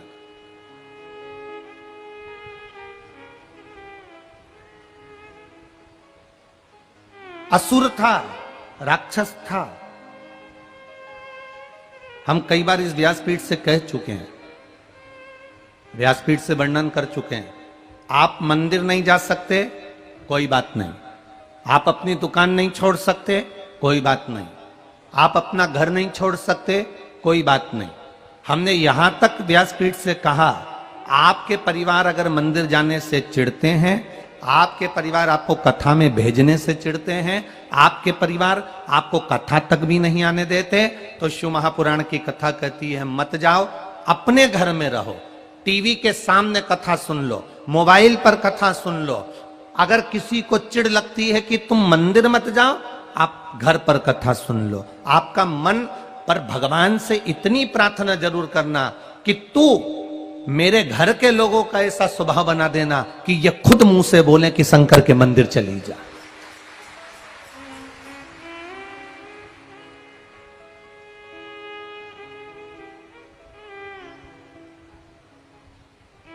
कई लोग कहते हैं हमसे कि गुरुजी हम मंदिर जाते हैं ना तो लोग आड़ा टेढ़ा बोलते हैं, कोई हंसता है, कोई अपशब्द कहता है, कोई कहते हैं सियोर वालो महाराज की चेली आ गई, कोई कहे कुछ बोले, कोई कुछ बोले, कोई कहे कुछ उपाय कर रही है, कोई कहे टोना कर रही, कोई कहे टोटका कर रही।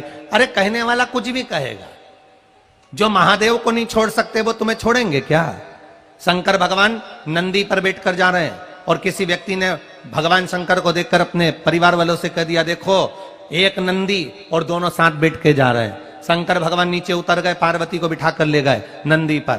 तो फिर किसी ने कह दिया, देखो कहां बुद्धि मारी गई, जोरू का गुलाम है पत्नी को बिठा कर ले जा रहा है, खुद पैदल चल रहा है। शंकर भगवान ने पत्नी को नीचे उतार दिया, खुद बैठ कर जाने लगे। तो दुनिया के लोग कहने लगे बताओ बेचारी पत्नी को पैदल चला रहा है, खुद बैठ कर जा रहा है। शंकर भगवान पति पत्नी दोनों नीचे उतर गए, नंदी को खाली ले जा रहे थे। तो दुनिया के लोगों ने कह दिया अकल कहां मारी गई, इतना बड़ा नंदी है, दोनों को बैठ कर चले जाना चाहिए। ये दुनिया के लोग हैं, कहे बिना नहीं रहेंगे। आपका फर्ज है शंकर के मंदिर जाना, आपका फर्ज है भगवत स्मरण करना, आपका फर्ज है भगवान की भक्ति में डूबना, आपका फर्ज है गले में रुद्राक्ष धारण करना, आपका फर्ज है रुद्राक्ष का जल शिव को चढ़ाकर आचमन करना, आपका फर्ज है भगवान शंकर का श्री शिवाय नमस्तुभ्यम मंत्र का जाप करना, आपका फर्ज है पंचाक्षर मंत्र नमः शिवाय बोलना, आपका फर्ज है षडाक्षर मंत्र ओम नमः शिवाय बोलना, आपका फर्ज है भगवान के चरणों में, माता पिता के चरणों में, गुरुजन के चरणों में शीश नवाना, ये हमारा फर्ज है। कोई कहे इस शीश को नवाने से होता क्या है? हमने कहा ये शीश जो है ना, इसमें अहंकार भी भरा होता है, अभिमान भी भरा होता है, ज्ञान भी भरा होता है, वैराग्य भी भरा होता है, सब कुछ इसी के अंदर भरा है। सोचने समझने की शक्ति भी इसी के अंदर भरी रहती है। इसको परमात्मा के चरणों में रोज झुका देना चाहिए। क्यों? हमारे अंदर अगर अहंकार भरा होगा तो भगवान के चरणों में गिर जाएगा और भगवान उसमें ज्ञान भरकर हमें अपने घर तक पहुंचा देगा। अभिमत्ता परमात्मा के चरणों में गिर जाए, अहंकार परमात्मा के चरणों में गिर जाए और ज्ञान, निर्मल ज्ञान हमारे पास प्राप्त हो। कहेंगे दुनिया के लोग क्या होता है मंदिर जाने से, कहेंगे दुनिया के लोग क्या होता है भगवान का भजन करने से। उनको ये पत्र जो कहे ना, उनको ये सारे पत्र जो नेपाल की इस वीरगंज में हम छोड़ कर जाएंगे, इन पत्रों को उन तक पहुंचा देना कि इनने भी भगवत भजन किया है, इनने भी स्मरण किया है।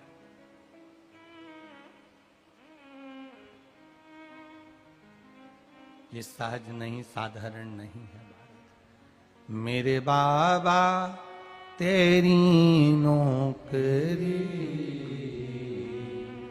सबसे बढ़िया है, सबसे खरी, तेरे दरवाजे की चाकरी सबसे बढ़िया है, सबसे खरी। भगवान के दरवाजे की चाकरी, गुलामी, नौकरी, ये भगवान शिव की कृपा से प्राप्त होती है, भगवान शंकर की करुणा से प्राप्त होती है। मिल रही है शिव महापुराण की कथा,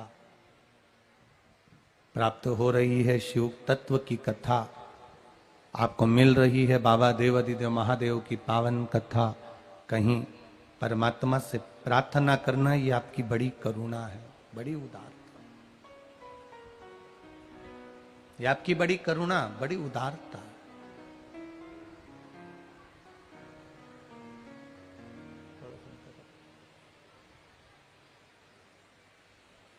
ये तेरी कृपा है, ये तेरी उदारता है, ये तेरी दया है।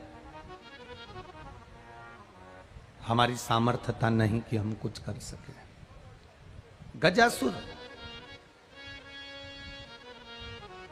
गज और असुर, ये दोनों मिले और एक असुर का निर्माण हो गया, एक राक्षस प्रकट हो गया जिसका नाम गजासुर है।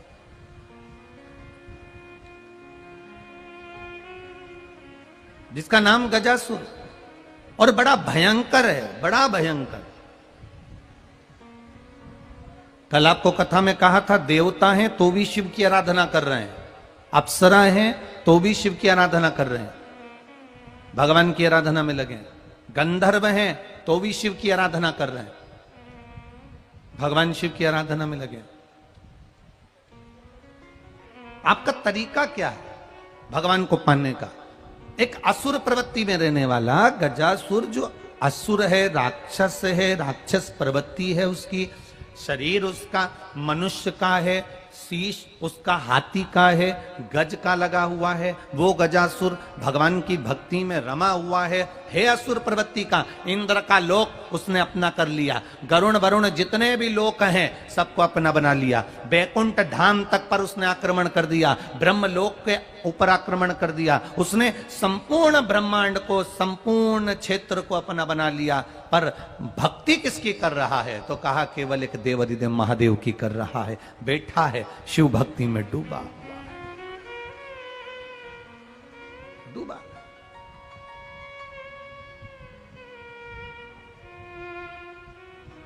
हम कई बार ऐसा काम कर जाते हैं कि उसमें हमें ऐसा लगता है कि हमने पुण्य कमाया। एक टीचर ने बच्चों से पूछा, एक बच्चे से पूछा, खड़े हो जी सर, तुमने कभी कोई पुण्य का कार्य किया है? जिंदगी में कोई अच्छा कार्य किया है? बच्चा बोला जी सर, मैंने एक पुण्य का कार्य किया। कौन सा पुण्य का कार्य किया? एक महिला सामान लेके अपने घर जा रही थी, मैंने उसके पीछे कुत्ता छोड़ दिया। टीचर ने कहा इसमें पुण्य का कार्य क्या हो गया? मैंने कुत्ता जब पीछे छोड़ा तो महिला जल्दी जल्दी घर पहुंच गई। अब मुझे पुण्य मिला कि नहीं मिला? टीचर ने माथा ठोक लिया, बताओ उसको कुत्ता काट देता तो ये कोई पुण्य है?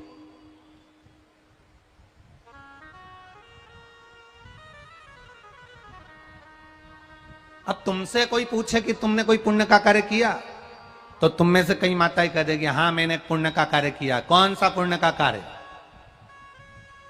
हमारी पड़ोसन रिक्शा कर रही थी, वही रिक्शा मैंने 10 रुपए ज्यादा देकर कर लिया और कथा में पहुंच गई। अब ये पुण्य का कार्य? ये पुण्य का कार्य? ना ना, शिव कथा कर रही है। गजासुर ने सारा ब्रह्मांड अपना कर लिया था, सब कुछ अपना कर लिया था, पर शिव की भक्ति में ऐसा रम गया था गजासुर, ऐसा रम गया जैसे पार्वती जी ने शंकर भगवान की साधना करी, जैसे माता सती ने शिव जी की आराधना करी, जैसे माता उमा ने भगवान शिव की साधना करी, जैसे माता कात्यायनी ने भगवान शंकर की आराधना करी, जैसे माँ चंद्रघंटा ने भगवान देवाधिदेव महादेव की आराधना करी, जैसे माता उमा ने भगवान महेश की आराधना करी, ऐसी आराधना में गजासुर डूब गया। इनसे ज्यादा तप इस गजासुर ने करा था। जितना माता पार्वती जी ने तप नहीं करा, उससे दुगना तप गजासुर कर रहा है, एक राक्षस कर रहा है।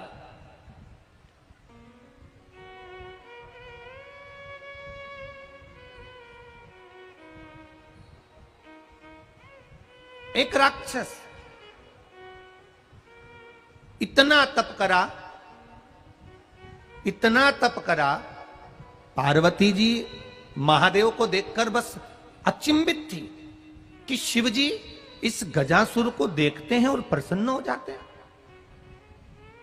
महादेव इसको देखते हैं और प्रसन्न हो जाते हैं। आखिर इसकी प्रसन्नता का कारण महादेव से पूछा गया। पार्वती जी ने शंकर भगवान से पूछा आप प्रसन्न क्यों हो रहे हो? शंकर भगवान बोले ये हाथी का मुंह लगा है और शरीर पूरा मनुष्य का है, असुर का है, और ये मेरी भक्ति कर रहा है, इतनी सुंदर भक्ति कर रहा है कि इसको देखकर मुझे प्रसन्नता हो जाती है।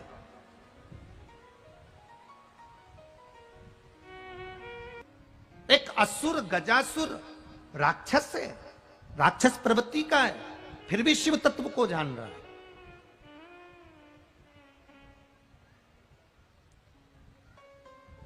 जो धर्म की निंदा करे, जो हमारे सनातन धर्म की निंदा करे, जो हमारे हिंदू धर्म की निंदा करे, जो हमारे भगवान की निंदा करे, जो हमारे इष्ट की निंदा करे। हमारे कई ऐसे लोग हैं जो धर्म की और भगवान की निंदा में 24 घंटे लगे रहते हैं, वेद पुराण और शास्त्रों की निंदा में लगे रहते हैं। दिन भर उनका एक काम रहता है 24 घंटे धर्म की निंदा करना और भगवान की निंदा करना। जो तुम्हें धर्म की निंदा करता हुआ नजर आ जाए और भगवान की निंदा करता हुआ नजर आ जाए, वेद पुराण शास्त्र की निंदा करता नजर आ जाए, समझ लेना उसका विनाश का समय करीब में आ गया। अब उसको कोई बचाने वाला नहीं है, वो नष्ट होगा, ये निश्चित है। उसकी विनाश काले विपरीत बुद्धि, उसकी चित्त बुरी हो गई, उसका ध्यान बुरा हो गया।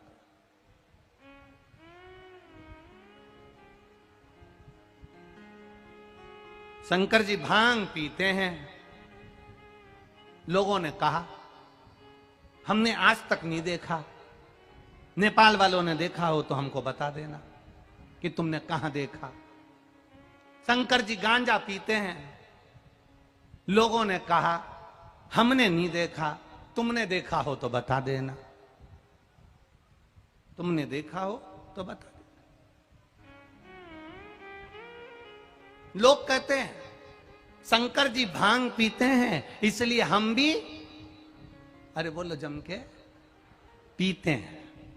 शंकर जी गांजा पीते हैं तो हम भी, बोलो बोलो जम के बोलो, जरा अच्छे से बोलो, आवाज नहीं आई। इसलिए हम भी कभी कभी गांजा पीते हैं। तो हमारा निवेदन है, शंकर जी जहर पीते हैं, तुम भी तो एक बार पी के बता दो, या तो इस पार या उस पार।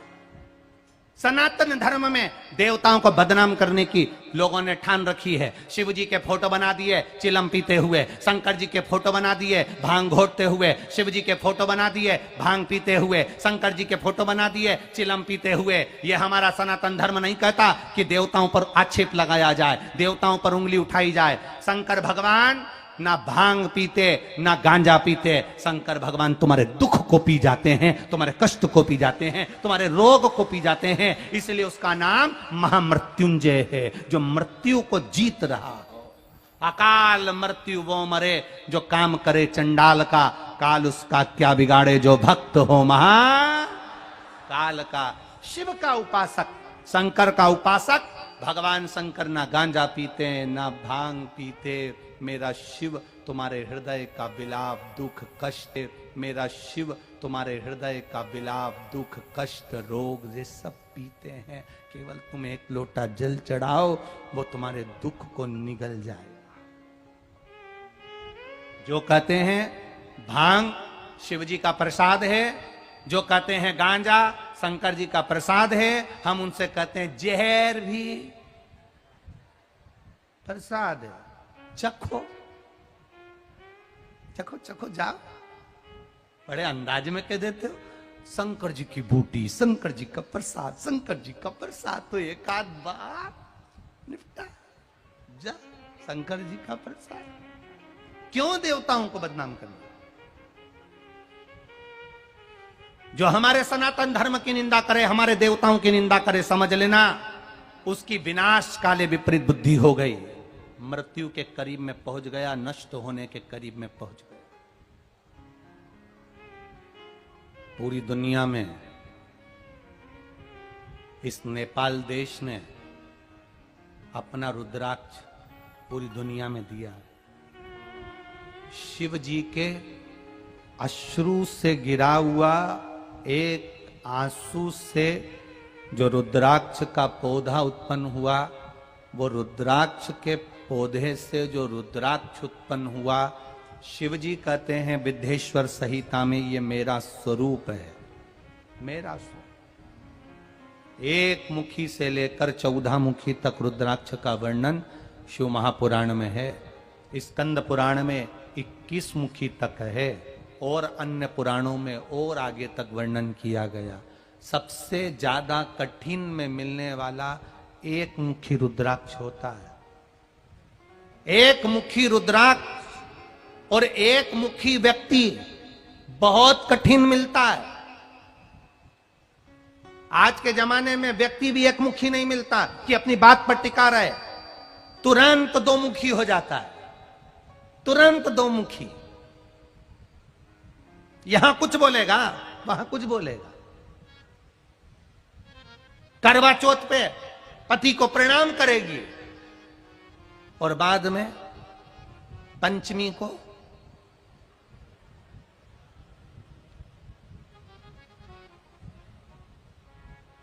तेरे घर के बहू बेटा पे भीड़ पड़ गई भारी,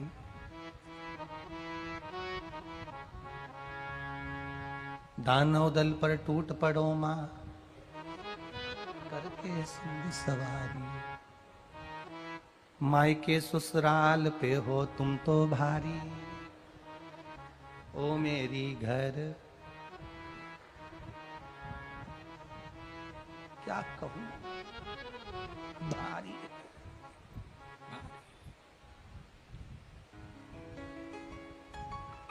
अभी कर रही थी करवा चौथ के दिन तुम्हारा मुख देखकर आज मेरा जीवन धन्य हो गया, मुझे आशीर्वाद दो, अखंड सौभाग्यवती रहूं। और दूसरे दिन कह रही थी तुमसे शादी कर कर मेरी जिंदगी नरक हो गई, तुम ही लिखे थे मेरी किस्मत में। आंख में लगा था काजल फेल के बिल्ला जैसा हो गया, तुम ही लिखे थे मेरी किस्मत में।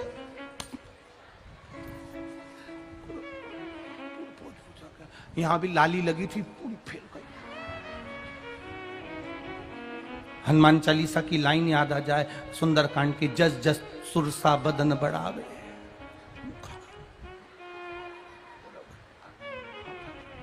कहां निवेदन है, शिव महापुराण की कथा कर रही है, आप ज्यादा आदर नहीं दे सकते मत दो, पर 4 लोगों में, 10 लोगों में, अपने मायके में, अपने ससुराल में कभी अपने पति की इज्जत घटने मत दो। बस इतना सा निवेदन है। सम्मान दीजिए, आदर दीजिए। आप दूसरे को सम्मान देना चालू करोगे, आपको सम्मान मिलेगा। आप दूसरे को आदर देना चालू करोगे, आपको आदर मिलेगा। आप दूसरे को अगर नमन करना प्रारंभ करोगे, आपको भी दुनिया नमन करेगी। आप दूसरे को आतिथ्य देंगे तो दुनिया आपको आतिथ्य देगी। कहां गया हमारा विश्वास? कहां? एक असुर, गजासुर, जिसका मुख हाथी का है, शरीर राक्षस का है, पूरा ब्रह्मांड उसने अपना कर लिया, पर शंकर की भक्ति में लगा रहा। ऐसी भक्ति कि पार्वती जी भी डोल गई। पार्वती जी ने पूछ लिया तुम इतने मुस्कुरा क्यों रहे हो? शंकर भगवान कहते हैं उसकी भक्ति के आगे मैं मुस्कुरा रहा हूं। भक्ति के आगे।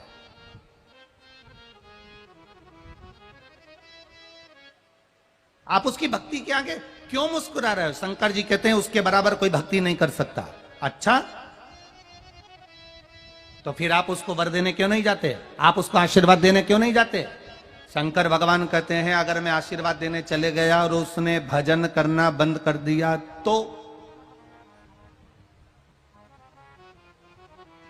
एक दरवाजे पर एक भिखारी भीख मांगने के लिए भिक्षुक आता, अंदर बूढ़ी मां भोजन बनाती, वो बाहर खड़े होकर भजन गाता, चिल्लाता, भोजन ला दो, कुछ दे दो। बूढ़ी मां अंदर बैठी रहती, बूढ़ा व्यक्ति चिल्लाता रहता।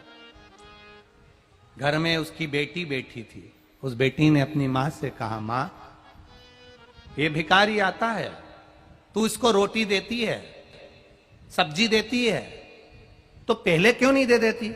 जब वो बेचारा भिखारी जाने लगता है तब तू उसको बुलाकर रोटी देती है। तो मां कहती है बेटा वो भिखारी इतनी अच्छे भजन गाता है कि मेरा मन भजन में लग जाता है। मैं चाहती हूं मैं बाद में दूंगी, पहले वो भजन गा तो ले। कोई कोई भक्ति में डूबने वाला ऐसा होता है।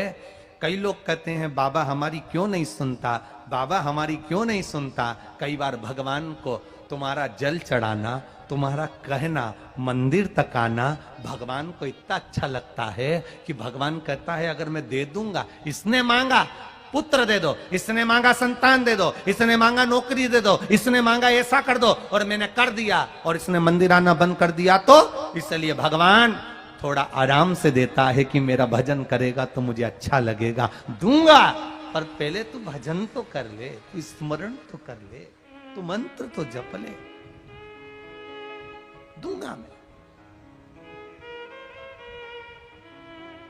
हम कहते हैं श्री शिवाय नमस्तुभ्यं।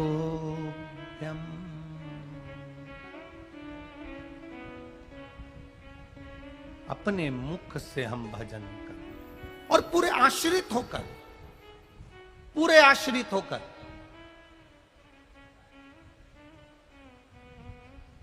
संपूर्ण तरह से आश्रित हो जा परमात्मा के, पूरे आश्रित हो जा भगवान।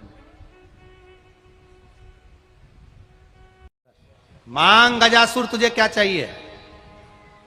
गजासुर ने कहा बस भगवान मैंने कुछ मांगने के लिए तप नहीं करा। दुनिया का पहला असुर था गजासुर, पहला राक्षस था गजासुर।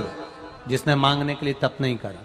रावण जब जब तप करता था तब तब मांगता था, कंस जब जब तप करता था तब तब मांगता था, हिरण्यकशिपु जब जब तप करता था भगवान से मांगता था, हिरण्याक्ष जब जब तप करता था भगवान से मांगता था, तारकासुर के बेटे तारकाक्ष विदुमाली कमलाक्ष की तप करते थे, भगवान से मांगते थे। पहला था असुर राक्षस गजासुर, जिसने भगवान से नहीं मांगा। मांग तुझे क्या चाहिए? कुछ भी नहीं चाहिए, कुछ तो मांग ले। नहीं चाहिए, मैंने मांगने के लिए तप करा ही नहीं तो मैं मांगू क्यों?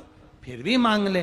तो कहे अगर मांगने का कह रहे हो तो मुझे एक काम करो कि मैं जब तप करूं तो मुझे कोई जीव जंतु परेशान ना करे, इसलिए मैं जब तप करूं तो मेरे शरीर से अग्नि निकलती रहे, आग निकलती रहे, तो कोई जीव जंतु मेरे पास नहीं आएगा। मेरा हाथी का मुंह है, चींटी अंदर चली जाती है, भजन नहीं करने देती।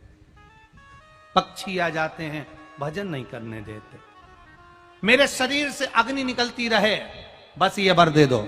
शिव जी ने तथास्तु कह दिया, शंकर भगवान चले गए। गजासुर अब जितना तप पहले कर रहा था उससे 1000 गुना ज्यादा तप फिर करने लगा। वापिस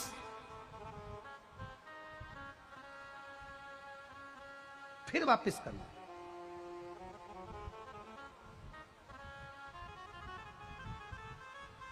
अभी एक बेलपत्री चढ़ाई, कोई विशेष काम आ गया तो तुमने 2 बेलपत्री चढ़ा दी, मतलब दुगना तप, दुगना। सावन के महीने में 1 लोटा जल नहीं चढ़ाते अपन, कितना लेकर जाते हैं? जम के बोलो, 2 लोटा जल लेकर जाते हैं। दोनों हाथ में जल लेकर बाबा को धीरे धीरे जल समर्पित करते हैं। धार दोनों बराबर की चलती है, दोनों बराबर। मतलब दुगनी कामना, दुगनी कामना समर्पित कर रहे। धा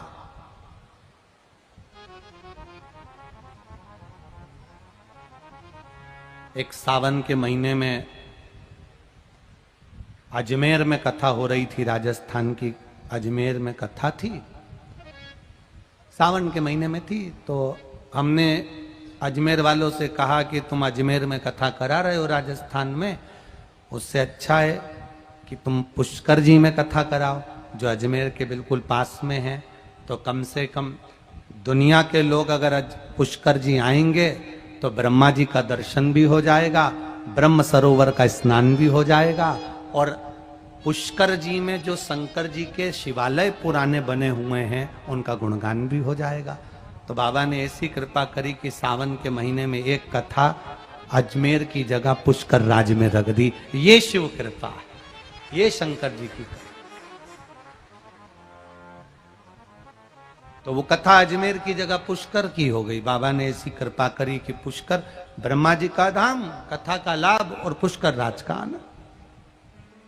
पुष्कर राज कहते हैं उसको, तीर्थों का राज। तो आनंद ले, तीर्थों के गुरु है पुष्कर राज। शिव कथा कह रही, सावन के महीने में 2 लोटा जल। अब गजासुर ने अपनी भक्ति को बढ़ाया, दुगनी भक्ति होगा, दुगनी।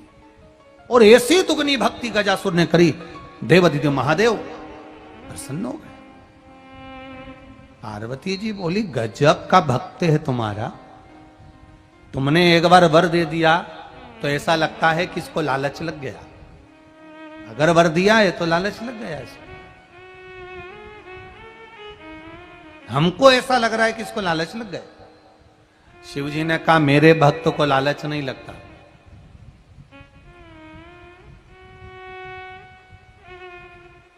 कभी भूल से भी महादेव तुम्हारे पास में आ जाए और आकर कहें कि तुझे क्या चाहिए, तो मेरा निवेदन है तुम धन दौलत संपदा सत्ता वैभव कुछ मत मांगना।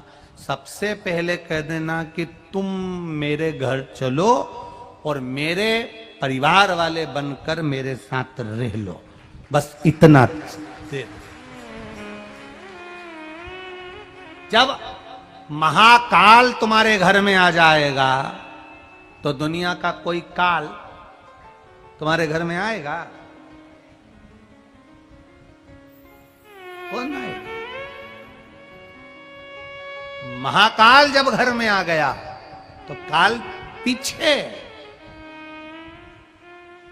मांगो तुम्हें क्या दिया जाए। शिव जी फिर आ गए उसके सामने। वो बुला नहीं रहा कि तुम आओ। शंकर भगवान पर जब हम एक लोटा जल चढ़ाते हैं, एक बेलपत्री चढ़ाते हैं, चढ़ी हुई बेलपत्र को उठाकर भी धोकर अगर हम शिव जी को चढ़ा देते हैं तो तुम्हें शंकर भगवान से मांगना नहीं पड़ता। शंकर भगवान खुद तुम्हारे पीछे पीछे आकर कहते हैं कि कुछ मांग ले, क्या दे दूं तुझको, बोल। और मेरा जब बाबा देता है थोड़ा नहीं देता। कल कथा में सुना था 17 साल के बाद औलाद दी और एक नहीं दी थी, 2 दी थी बाबा ने। जब देता है तो छप्पर फाड़ कर देता है, देता है। मांगो क्या दे। शिव जी आकर खड़े हो गए गजासुर के सामने, मांग तुझे क्या दिया जाए। गजासुर कहते हैं प्रभु मैंने मांगने के लिए तप नहीं करा, साधना नहीं करी, मुझे कुछ नहीं चाहिए, कुछ नहीं, सब तुम्हारे पास रखो। भगवान बोले ना ऐसा हो ही नहीं सकता, मेरा दर्शन हुआ है और तू खाली ले जा। ना ना ना ना, तुझे मांगना।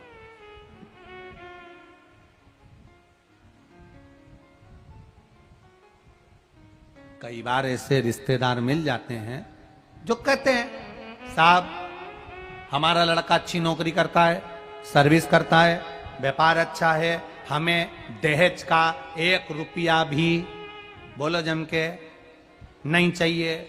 कोई मिल जाता है ऐसा हीरा, बहुत कम मिलता है और कह देता है हमें तुम्हारा 1 रुपया भी नहीं चाहिए। और कोई ऐसा मिलता है कि साहब हमारा काम धंधा बहुत अच्छा है, व्यापार बहुत अच्छा है, सब कुछ अच्छा है, नौकरी धंधा पानी सब अच्छा है, लड़का भी कमाता है, फैक्ट्री दुकान सब है, हमें तुम्हारा 1 रुपया भी नहीं चाहिए, तुम जो दोगे अपनी लड़की को दोगे।